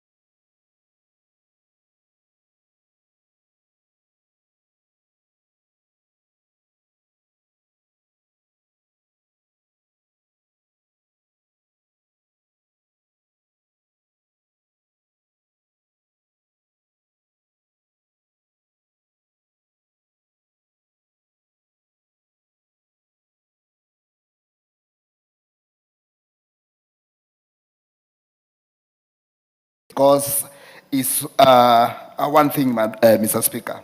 Mr. Speaker, when you talk of farming and fishing, it's also the same thing, Mr. Speaker. Because when you talk of fishing, Mr. Speaker, in our country, Kenya, we have a very good opportunity of doing serious fish farming in Kenya. Mr. Speaker, if I remember sometimes back in my constituency, there is an NGO which was supporting some farmers to have fish ponds, to do business, farming of fish. But Mr. Speaker, due to lack of good framework, Mr. Speaker, the NGO had to withdraw because there was no good framework. And I want to thank, because I know this bill will solve some of those problems and also make our farmers to be, to stand strong in their farming activities, Mr. Speaker. Mr. Speaker, I remember I used to support farmers in my constituency, although I come from the lower eastern where many people think that there is no water. But Mr. Speaker, the farmers in my constituency and we are doing fish ponds, and we are supported by some organizations to do farming, and they were making money. But this poor framework has caused them, the NGO, to withdraw. So, Mr. Speaker, this bill, I know, will solve some of these problems. Mr. Speaker, I know our farmers, when you go to Kisumu, Mombasa, and these areas where they do majorly in farming, fish farming, Madam Speaker, they are facing some challenges like lack of chemicals, insecurity, and Madam Speaker, I know this bill will also sort this problem of insecurity in some areas. As my colleague has said, some fishermen, they go out in the evening to fish, and they are not sure whether they'll come back, Mr. Speaker, because of the areas they are going to fish. So, Mr. Speaker, we need a law which will protect our farmers, our fishermen, as they go to fish. They know that they have security. And in case of any accidents, they'll be sure that they'll be compensated. There is also issue of count and national licensing conflict, Mr. Speaker. And I know this is a bill which will also solve that problem because we need to have a good regulations. We need our counties to know that they have a good mandate to support our fishermen. We also need to know that there should be no conflict between the national government and the county government. And Mr. Speaker, I can say that this bill, when I was going through the bill, I saw, although Mr. Speaker, I know during the committee stage, we'll also need some amendments on the bill because we need to polish the bill and make sure that we give Kenyans one of the best, Mr. Speaker. So I know this bill will also help improve the farming in our country because Kenya is an agriculture country. And as we speak now, Mr. Speaker, we also need to be doing exports to feed our fish to other countries. But due to lack of good framework, Mr. Speaker, we are now just consuming our fish, and we also need to improve on the technologies. We use new technology, whereby we use nets, which can also help our farmers to do good harvests, also to give them a boost on the chemicals. I remember sometimes last year I saw some farmers who were doing cages in Lake Victoria, and they get a very big loss after all the fish were affected. I don't know by any chemicals or what, but Mr. Speaker, we need to protect our farmers because such incidents like that, the farmers to be compensated, the farmers to get their right to get the right chemicals to use, and also to do the right methods of farming, Mr. Speaker. Mr. Speaker, I also want to support this bill because it's also taking care of our the common mwananchi, Mr. Speaker. Mr. Speaker, we have those small farmers who are doing small scale, Mr. Speaker, and they also need to be protected because we start there to become large scale. And this bill, when I was going through the bill, it's also protecting those small scale farmers. And that's why, Mr. Speaker, I'm joining hands with my colleagues to make sure that this bill goes through so that it can benefit our farmers, and also it can improve the economy of our country. Thank you, Mr. Speaker. I support. Honorable Jared Okello will be followed by Honorable Beatrice Elachi, and if there is no, then Honorable Karoli Omondi, and if there is no more interest to contribute, the mover will reply. I thank you very much, Honorable Speaker, for the opportunity, and on the same breath, allow me to also support this bill on fisheries management and development bill, Honorable Speaker. Honorable Speaker, everything in Nyanza was designed to fail. That is why sugarcane, for example, has always been known as a poverty crop, in the sense that the inputs outweigh the output. You inject a lot of capital investment, but you get nothing in return. There has been attempts to bring in a new cane seed that only takes 9 months to mature and also responds very positively so to the adversity of weather. But this is only found at the coast in Kwale. It has taken more than 10 years for this cane variety to come to our areas because poverty in our place was designed by successive regimes that have always been in place. So you look at fish farming, for example, again. Honorable Jared Okello, you know Professor Uma Muga? Yes, I do know, the late. He used to call it Chan Mo Chan. Yeah. Planned poverty, yes. Chan mo chan. That is what we are going through as a community, Honorable Speaker.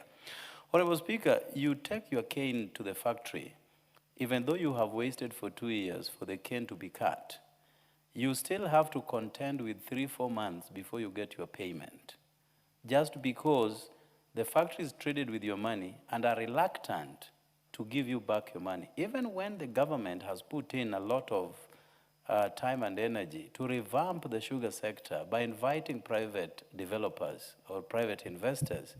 The problems persist to this very day. Honorable Speaker, fish farming, or rather fishing in its entirety, is also another poverty exercise or poor exercise. You see, the fishermen go into the lake bidding farewell to their family members because they are venturing into an unknown territory. By God's grace, they show up tomorrow in the morning at around 10 o'clock.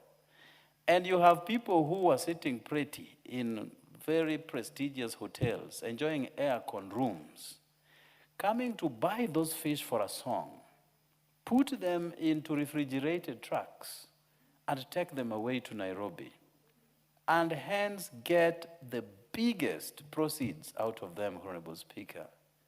Now, the person who had to contend with the poor weather in the night. They don't take them to Nairobi. Yes, the fish Thika. factory is in Thika. Is in Thika. Yes, where they do for canning. For reasons I hope this bill is addressing. Yes. So they're taken to Thika, they can them, they remove bones and call them fillets, and then export some of them to Japan and other countries out there. So, Mr. Speaker, you can imagine the amount of profit they're making out of it. Yet the person who moved into the lake in the dead of the night with a lot of uncertainties is left languishing in abject poverty back there at home. And he has to, sleep during the day just quite a bit, and in the evening, go back again to the lake and carry out the same exercise, Honorable Speaker. And you ask yourself, why is the factory in Thika? Because really, factories by nature are built next to raw materials. The only factory that is built away from raw materials is the fishing industry here in Thika. Yet, no fish, no lake exists within Thika, Honorable Speaker. So, there are many, many problems that I hope this bill will be able to address, Honorable Speaker. It has always been said, and I heard my friend, Honorable Sunkuli, did allude to it. Fish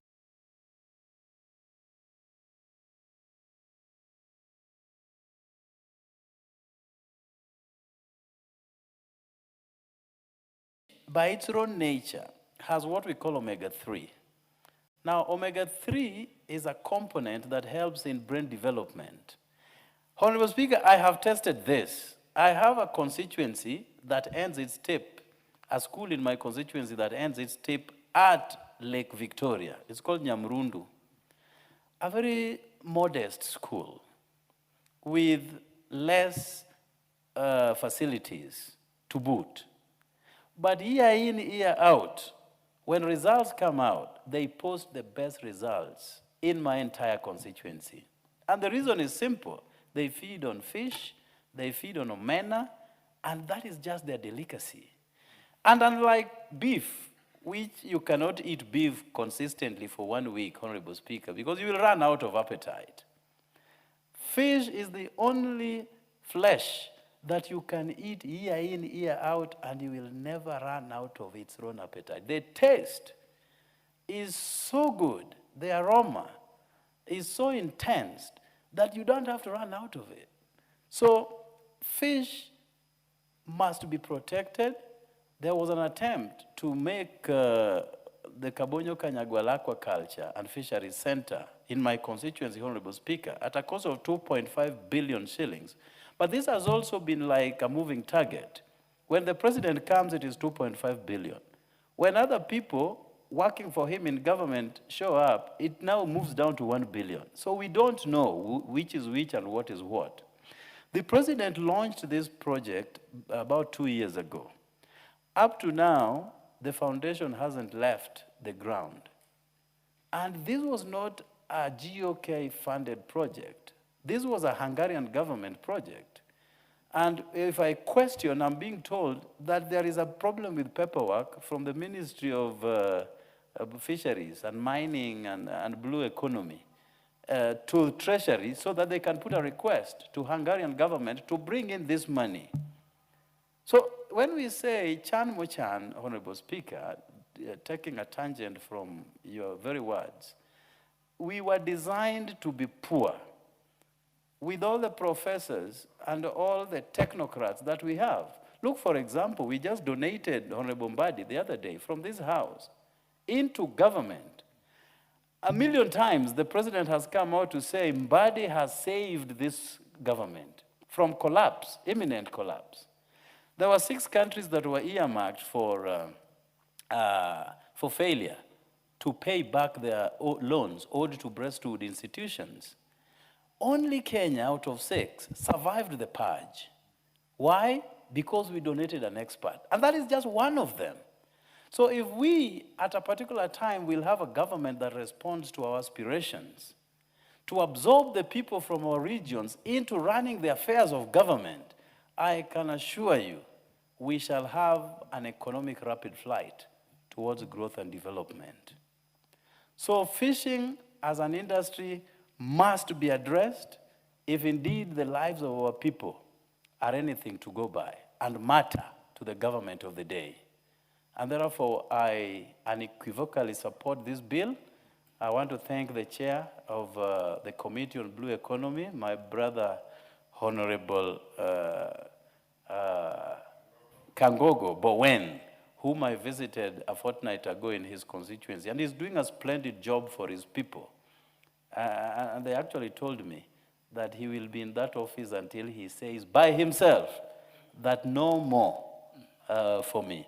So for putting this bill into place together with my colleagues, Honorable Rosa Buyu, Honorable Kathambi, and all the entire committee for such splendid work. There will be minor amendments that we will pursue to enrich, not to castigate, but to enrich this bill so that all the issues that are not responding to the wishes of our people can ultimately be addressed. My sister, Honorable Buyu, did allude to one fundamental issue, that our people get licenses to do fish farming from the county government because agriculture was devolved. But once they have this most important document, they are told, by the way, this does not work, you need one from the national government. So why create this confusion, Honorable Speaker? So we need to address these kinds of gaps. And I want to thank my party leader, the indomitable Honorable Burudinga, who in his wisdom approached the Ugandan president and told him to his face that Lake Victoria should be a common user facility. And therefore, he cannot abrogate himself the role of fishing from the lake, yet sidelining the Republic of Kenya, which has 6% share of Lake Victoria in its entirety. And fish, by its very nature, is migratory. So you cannot tell me that fish that was in Kenya in the morning, but by dint of movement, 1 minute for him to conclude. Yeah, so when you say fish belongs to Uganda, what about the times that the Ugandan fish is in our side of the lake, Honorable Speaker? So we need to, even as people move to echelons of power, also realize that the lake is being shared by 3 countries, disseminating its waters into River Nile, which then cuts across even more countries as it ends up in Egypt. And not just the waters, we also must share the proceeds that come with the lake, and fish is one of them.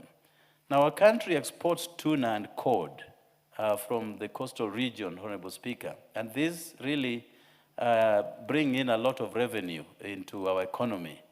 Those must also be properly addressed so that we can run away from the normal agriculture with intense labor and move to things like fishing that will still bring the dollars into this country. I thank you, Honorable Speaker, for the opportunity. Well spoken, Honorable Jared Okello. The Honorable Beatrice Elachi. Thank you, Mr. Speaker. Mr. Speaker, I also rise to support the Fishery Management and Development Bill, a bill number 29 for the National Assembly, that was of 2023. Mr. Speaker, as I thank the Chair of the Blue Economy, Honorable Kangogo, first we need to ask ourselves that we are hoping that this bill is there to help us to translate ourselves from what has been happening, Mr. Speaker, especially you can imagine after devolution, all those years, we've just been using the colonial era, Act 378. I mean, you ask yourself, really? All these years? And that is why when you say we have factories, I don't know where, in Ithaca, it's because of that colonial act of fishery that we've been having. And so I'm hoping this one now changes us into a manner where we will manage our fishery industry effectively, focus on sustainability, enforcement, modernization, Mr. Speaker, and community involvement. Because I think that is one thing that we have been lacking, Mr. Speaker. And when I look at the bill, just have gone through and I'm asking myself, good, you find that the bill also comes in and establishes now board of directors to govern KFS with the policy oversight, which we need for financial accountability and transparency, and staff recruitment. But more importantly, it has to strengthen that sustainability I've talked about in fishing practices, protect breeding areas through the fish sanctuaries, because that's another thing where you find foreigners have come in, Mr. Speaker, and you realize many, many Kenyans were complaining, and they will tell you there's fish coming from China. The fish was not coming from China. The fish was just our tilapia in Lake Victoria, but because the Chinese had already formulated cages and they know how to use modern technology, our people were wondering, because they are used to their nets at night. These ones are more advanced. The fish will come into the cages. In the morning, they just pick the fish.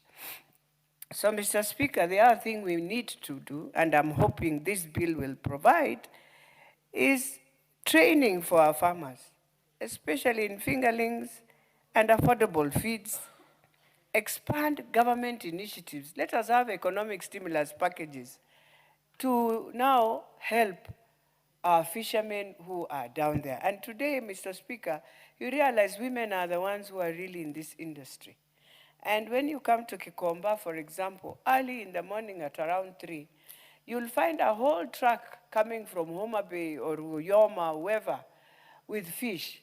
It arrives in Nairobi, Mr. Speaker. It will be taken to a cooler. So that now, from there is when the women are able to buy.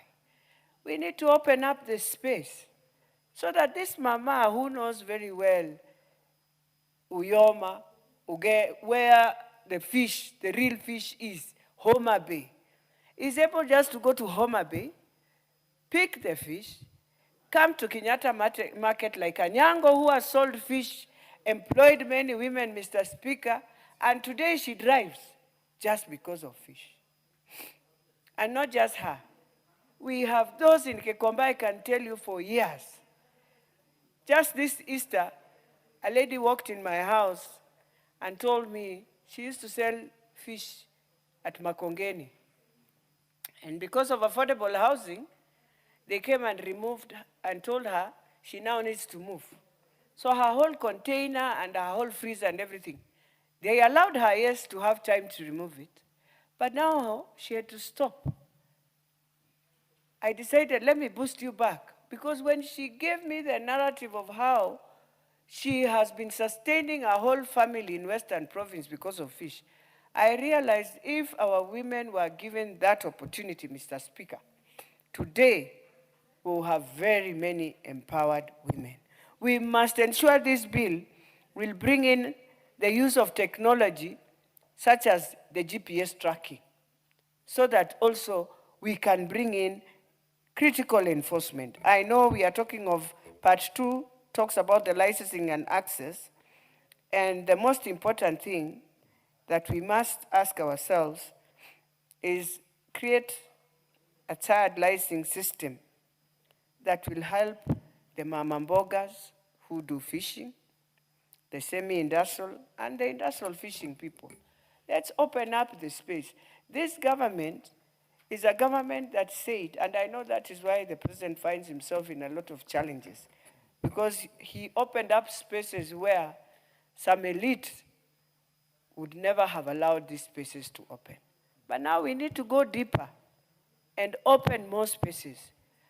This blue economy, not many people are very concentrate much on it, Mr. Speaker. Why? Because they don't see the things that we see in these other committees where people think, oh, it is very fast to get current expenditure and use. These are some of the committees and sectors where it is project-based. It can really support many Kenyans. This and the minerals are 2 sectors. If we unlock, we will find many Kenyans employing themselves, having something to do, and more importantly, to just plead with our young people that these are sectors they need to really get into these sectors, Mr. Speaker. When you look at part 3, the fisheries management and conservation, one of the things that I pick and I think we need to really push is to deploy observers on fishing vessels for surveillance purposes. All landings must occur in the presence of an inspector or an observer.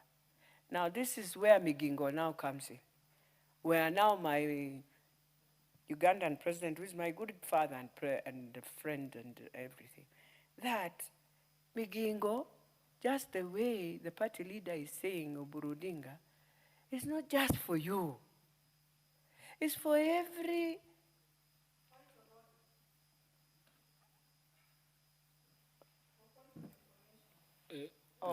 Honorable Beatrice Elachi, do you want to be informed? Yes. Yeah, give the information, Honorable Rosa Buyu. Thank you, Mr. Speaker. I'd like to inform my good friend, Honorable Elachi, that the title of the party leader of ODM is Dr. Oburu Oginga, not just Oburu Oginga. I think Honorable Millie some time back pointed out that there's a difference when she was referring to members of parliament from Homa Bay. And she categorically stated that the female members of Homa Bay, when you mention them, it is Dr. Millie, Dr. Dr. Dr. And then when you come to Honorable Kaluma, who currently is sitting on the chair, it's just Kaloma, Alala, Alala. So I'd like to just correct my friend. Are you Please. by any chance undermining the speaker? I apologize, Mr. Speaker, but my point is, I'm encouraging the Speaker to actually take a cue from the female members of Parliament from Homa Bay and go to school so that my friend, Honorable Elachi, can actually not refer to the party leader of ODM, Oburu Oginga. No, it is Honorable Dr. Oburu Oginga. Thank you, Mr. Speaker. Mr. Speaker, I withdraw, even though I was doing it in respect. You know, I'm also a doctor, Speaker. It's only that the one I was given when I was Speaker, I need to now finish. There's something else I've refused to just finish and now get the real one. But I was honored when I was Speaker and given a but doctorate. Really, Dr. Beatrice Elachi, if I may, you know, you were interrupted when we were dealing with a very serious subject. You know, 200 nautical miles from the Indian Ocean shores of Lake Victoria into the ocean is Kenya's exclusive economic zone. Yes. You can imagine the amount of, fish stock and generally matters attendant to the blue economy that is there. And yet you still find our people along the lake, from Kilifi through Lamu, dying of starvation. So make that point you're making and make it firmly. As I was saying, and let me now, for purposes of correcting myself, Mr. Speaker, my party leader, Dr. Oburu Oginga, Senator of Siaya. And this is one thing you realize even no any other president never bothered to just have wisdom and see how to speak with my good neighbor, good president, Yoweri Museveni. But it is something that we have to do, and I'm hoping we will, when we pass this bill, these are some of the things that we need. Having ourselves in East Africa also, as a country, as Kenya, Uganda, Tanzania, and the other countries, Mr. Speaker, there is very serious need for us to have harmony within the Lake Victoria. And so I agree with him. In part 4 of the bill, we talk about the aquaculture, and you realize, Mr. Speaker, on this one, I just want to say that let us allow international collaboration on disease management in cross-border aquaculture zones. I think that will be one thing that we need to really enforce. You find there is also part 5, the offenses, penalties, and enforcement. For me, I support the fine of Kenya shillings 500,000 and cancellation of the license. That one is very, very key. But more importantly, as I finalize, Mr. Speaker, in all this, when we talk about all this, who do we want now to benefit?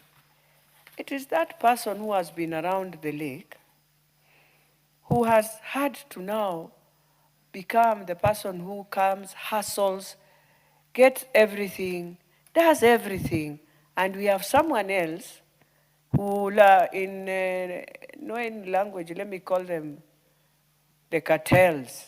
Because in every sector in Kenya, we have the owners. And it is something that has gone for many years. That is why you see in every sector when you try to penetrate, you will find yourself with a lot of challenges and barriers and people fighting. At that time, they will hate you, Mr. Speaker. They will call you all names.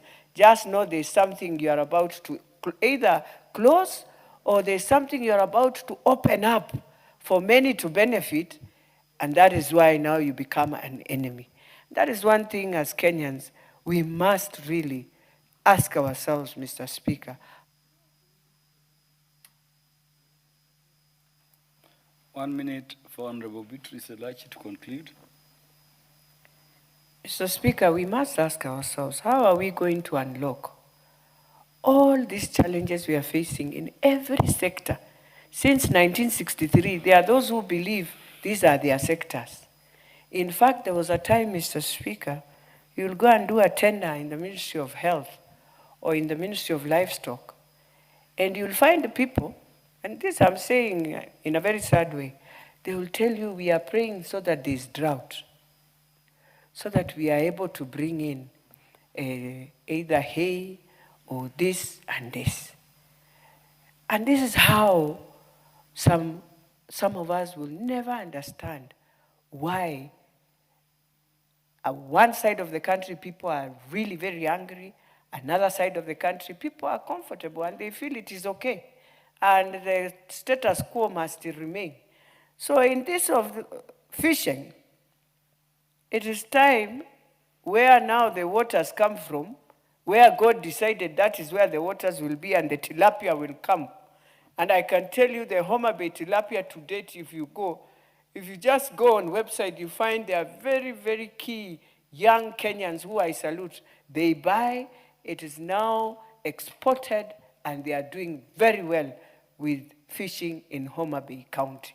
So for me, Mr. Speaker, as I support this, let it be a bill that will help our young women who have been in this sector for many years. I beg to support. The Honorable Karoli Omondi. Thank you very much, Honorable Speaker. I actually rise to support this bill. I think it is a far much better improvement on what was existing before, and there's been a lot of public participation. However, I have some concerns that I would like to raise. One, in terms of the institutional structure, I'm not quite convinced that we need an independent Kenya Fish Marketing Authority separate from Kenya Fisheries Service. Because my understanding is fisheries is both a function of conservation, management, as well as a function of marketing.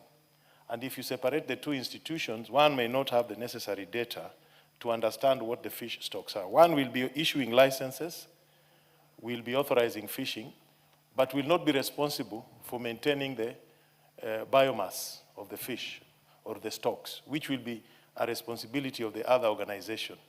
I would have wished to see a marketing department of the fisheries service, but an independent fish development fund, which would spur in investments in the sector. So I'm not very sure this will work in the long run. I think there'll be a problem because one organization will be more focused on marketing without the necessary information as to the stocks. Fishing is globally sold by quotas and fishing licenses so as to manage the biomass itself. That said, Honorable Speaker, I want to talk about inland fisheries as well as marine fisheries. Let me start with inland fisheries, the freshwater fisheries, because that's what concerns most of my constituents. Fish has moved from affordable staple food now to something that is a preserve of the rich. Not many people around Lake Victoria or Lake Baringo can still afford to eat fish. We are experiencing very serious loss of species, habitats, breeding grounds because of pollution, introduction of exotic species, and climate change. But there's also a bigger problem. The way we handle our fish inland excludes us from ever selling it to European markets. Not that we even have enough to sell, but it becomes very difficult to sell it. If you go to Uganda, a typical tilapia is 3-4 times the size of the one you find in Kenya because they have better breeding grounds, they have better conservation mechanisms, and they still have, they protect them from invasive species that interfere with the growth of the small fish. But here we have a very serious problem. So phytosanitary standards are a problem, and I think the government should focus on doing cold storage, solar powered. It's not very expensive, at every single BMU, not one fish landing beach in a constituency that does not have good roads. How will you take the fish there? There are simple solar powered cold storages that can be put up at every beach management unit. We also need very clear government support in terms of a development fund to help private sector invest in the fishing sector, whether by way of getting boats, by way of getting small processing plants, and even making use of the other resources other than the flesh of the fish so that we can turn the skin and the bones into other things by way of value addition. And right now, there's a lot of cage fishing also along the freshwater lakes, within the freshwater lakes. I think we need to do investigation on the environmental impact of fish caging fishing on the long-term sustainability of the natural systems of the freshwater lakes in this country. So those are some of the issues that I think we really need to deal with for inland fisheries. For marine fisheries, the most important thing first is that we need onshore processing. We have a habit of issuing licenses to large vessels that go to our international waters, fish, and never come back onshore. Namibia does it the other way around. You have to come and process onshore so that jobs are created, so that there's value addition. So I've not seen strong emphasis on joint ventures and local content requirements in the bill. I think we need to improve on that. So anybody coming to fish in our marine waters must come and process onshore. Honorable Speaker, we need also very strong revenue raising mechanisms for marine fishing, license fees, taxes to be paid, VAT, And clear record keeping. There's also the resource rent they have to pay, environmental conservation fee in case things go wrong. We need all those.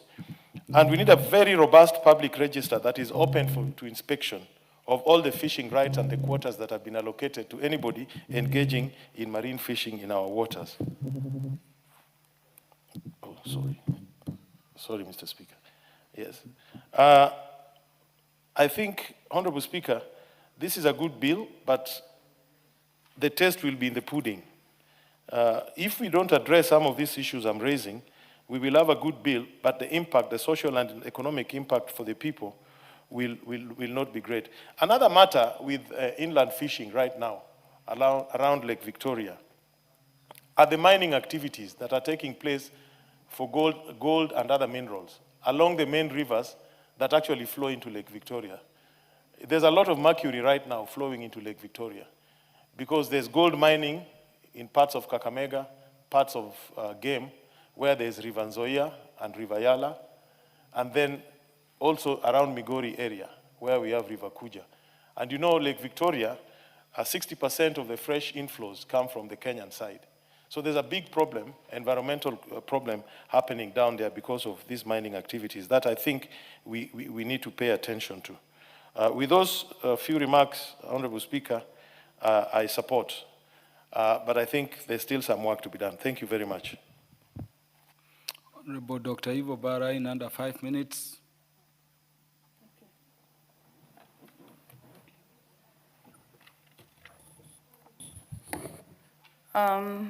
Thank you very much, Mr. Speaker, for giving me the opportunity.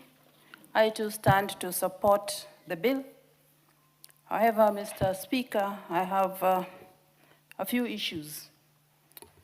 The first one is on sustainability and livelihoods. Mr. Speaker, balancing the needs for conservation and economic needs of fishing communities may be challenging. The stricter regulations that are being recommended may limit fishing opportunities for small-scale fish folk, particularly coming from my area in Homa Bay County. The second one is on enforcement challenges, Mr. Speaker. Ensuring compliance with licensing and anti-illegal, unreported, and unregulated measures require substantial resources and effective enforcement mechanism, which may also be a problem to our people. Thirdly is the coordination with counties. Mr. Speaker, I realize that on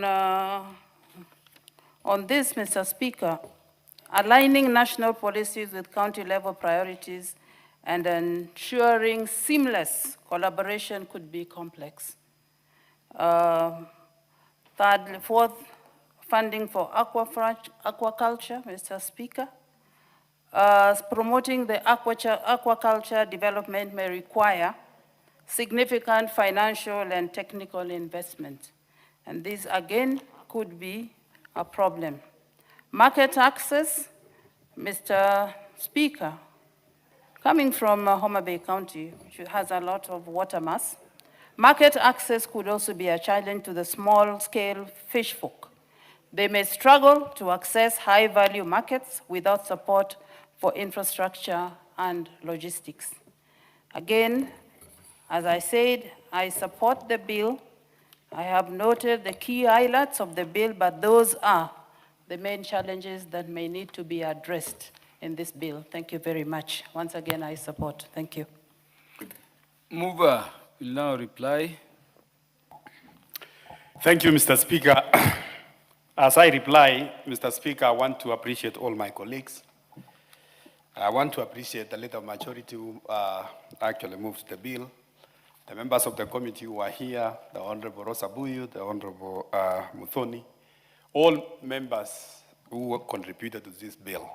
And Mr. Speaker, let me assure the House that this bill is going, if we pass it, it's going to be a better bill or a better law than the current bill, the current act we have. Mr. Speaker, as we move to the third reading of this bill, Mr. Speaker, I want to assure members including the Honorable Iwabara, the Honorable Karoli Omondi, who have raised some issues, that now we are moving to the critical stage of amending now the law.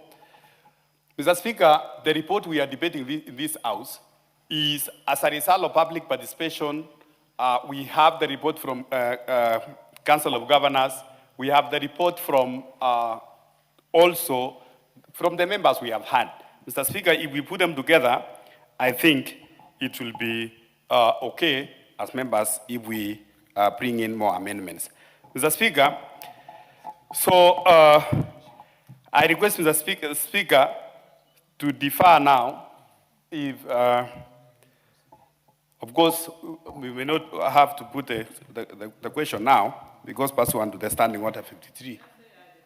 So I just want to say, honorable members, if you have any other amendments, we are ready as a committee to work together with you in the third reading so that we can have a good bill, a bill for fishermen, a bill for posterity of Kenyans, but not, what we have, Honorable Speaker, is not cast on the stone. It can be amended.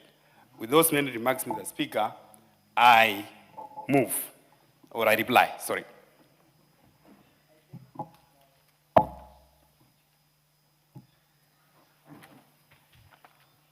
Yes, honorable members, I now put the question.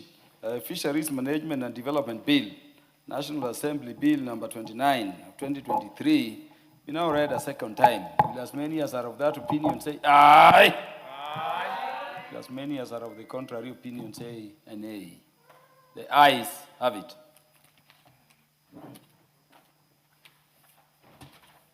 There was a direction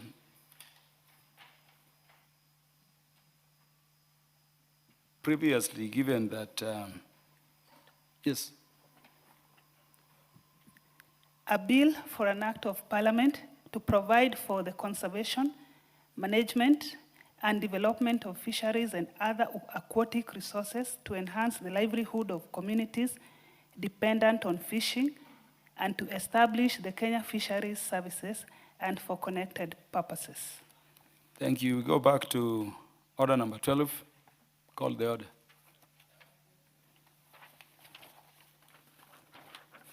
Order number 12, hoja, ukaguzi kwa asasi zisizo huru kikamilifu za Jumuiya ya Afrika Mashariki na ushoroba wa kati katika Jamhuri ya Muungano wa Tanzania. Kuendelezwa kwa mjadala. There being no noted interest, the mover will reply. The mover will reply. You have your interest in which order? Yes, proceed then.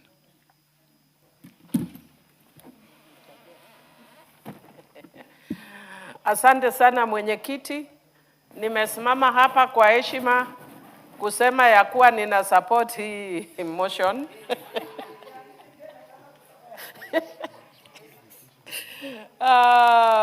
Mwenyekiti, unajua kuna watu wengi sana kwa hii bunge, lakini Mheshimiwa Spika, lakini Spika si Kiswahili, ndio sababu ninasema mwenyekiti. Ningetaka ningeomba kwa vile tunaongea juu ya East Africa ya kuwa tuende benchmarking Tanzania ili tujifunze Kiswahili. Kwa sababu watu wengi wanapenda tu kwenda benchmarking mbali, lakini kama tunataka uhusiano nzuri kati ya Kenya, Uganda na Tanzania, inahitaji tuende karibu Tanzania kwa vile wanaelewa Kiswahili kutufanya nini? Kutushinda. Na kwa hivyo Mheshimiwa Spika, kila mara tukileta hoja hapa ya Kiswahili, ingawa Kiswahili si mdomo changu, lakini lazima nijaribu ili mimi pia wakati nitakuwa nikitoka hapa nitakuwa expert ya Kiswahili. Kuna wengine hapa wanacheka vile, lakini hao hata kusema tu hawawezi. Mimi naweza. Kama Honorable Rosa Buyu niliona tu mimi hata ndio nimemu-encourage, alikuwa tayari amehepa anaenda, lakini namu-encourage kama tunataka vile nimesikia akisema nataka power. Huwezi pata power kama hujui Kiswahili. Kwanza jifunze Kiswahili. Sasa ukienda kila mahali hapa Kenya, kuna mahali watu hawaongei Kiingereza mingi. Wanaona kama hiyo ni kuwasumbua. Wanaongea tu Kiswahili. Na sio tu hapa, kwa vile sasa tunaongea maneno ya East African Community. Na kama vile nimesema, najua Tanzania ndio iko juu sana.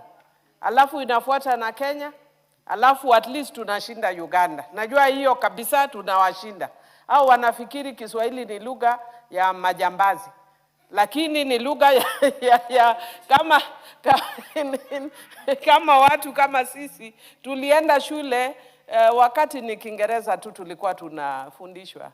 Sikufanya na French na Spanish. Kwa hivyo mimi naongea Spanish kama sasa nimetoka Mexico nasema hola, ¿cómo estás? Muy bien. Lakini Kiswahili ni shida kidogo. Lakini najifunza. Na hapo mbeleni, nasikia sasa watu wanajitokeza, wanasema nataka kuwa president, kuja hapa uongee Kiswahili. Mimi ikifika next year, ndio sasa nitadeclare pia mimi nataka president kama nimejua Kiswahili. Mkiniona nimenyamaza, ni Kiswahili ndio inanisumbua. Asante mwenye speaker. Mheshimiwa Speaker. Kwa wakati huu mtoa hoja atahitimisha hoja.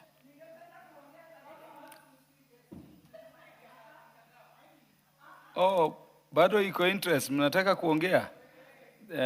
Mheshimiwa Beatrice Elachi. Na nimesimama.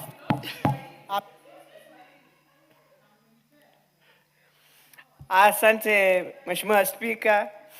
Naomba kuungana na kamati kwamba ninapendekeza kwamba ripoti hii iwe ripoti yetu sisi, kwamba tukubaliane na ripoti ya kwamba ni vizuri na ni vyema sisi wa Kenya pia tusimame na tusikize masuala ya Jumuiya ya Afrika Mashariki. Unapoangalia katika ripoti hii, Mheshimiwa Speaker, kuta ya kwamba Wakenya hapa wametoa changamoto kwa masuala yale yanayofanyika haswa wanapofanya kazi katika nchi za Tanzania. Na sisi pia Wakenya tunafaa kuangalia sheria zetu, ni vipi tutasaidia wale Wakenya wanaoishi nchini Tanzania. Hasa unakumbuka Mheshimiwa Speaker, wakati tumekuwa na uchaguzi kule Tanzania, tumekuwa na masuala mengi, hoja joto, tumbo joto jingi kabisa, kwa sababu ya jinsi watu wetu walivyopitia magumu.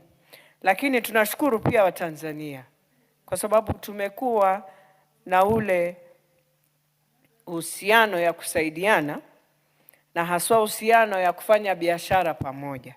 Na kwa hivyo ripoti hii inatusaidia ili tuweze kujiuliza ni vipi tutatekeleza miradi na mipango mbalimbali, lengo likiwa ni kutathmini maendeleo na kubuni, kuyabaini hatua za kuingilia kati ili kukuza ajenda ya utangamano katika Jumuiya ya Afrika Mashariki.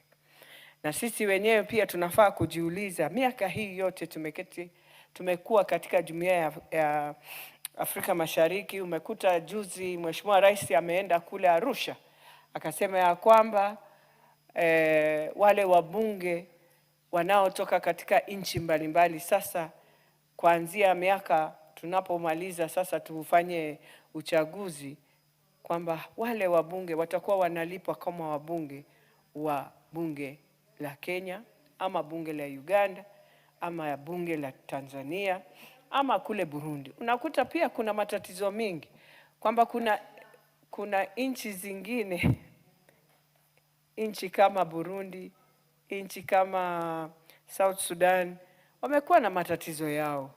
Kwa hivyo kwa hivi sasa ninapomalizia, Mheshimiwa Speaker, unakuta ya kwamba ni Kenya, Uganda na Tanzania wanaoshikilia sana jumuiya hii ya Afrika Mashariki. Kwa hivyo ninapomalizia, tunaposimama kila wakati unakuta tunaimba wimbo wa taifa na pia tunaimba wimbo wa Jumuiya ya Afrika Mashariki. Na unakuta malengo ya yale maadili tunasema katika wimbo huo, tungekuwa tunatekeleza, tutapata ya kwamba jumuiya hii yetu itaendelea. Na kwa hivyo, Mheshimiwa Spika, nakubaliana na ripoti hii na ningependa pia kusema asante kwa kamati na mwenyekiti. Asante. Waheshimiwa wabunge, tumefika ile wakati wa kutamatisha kikao cha bunge cha leo. Order.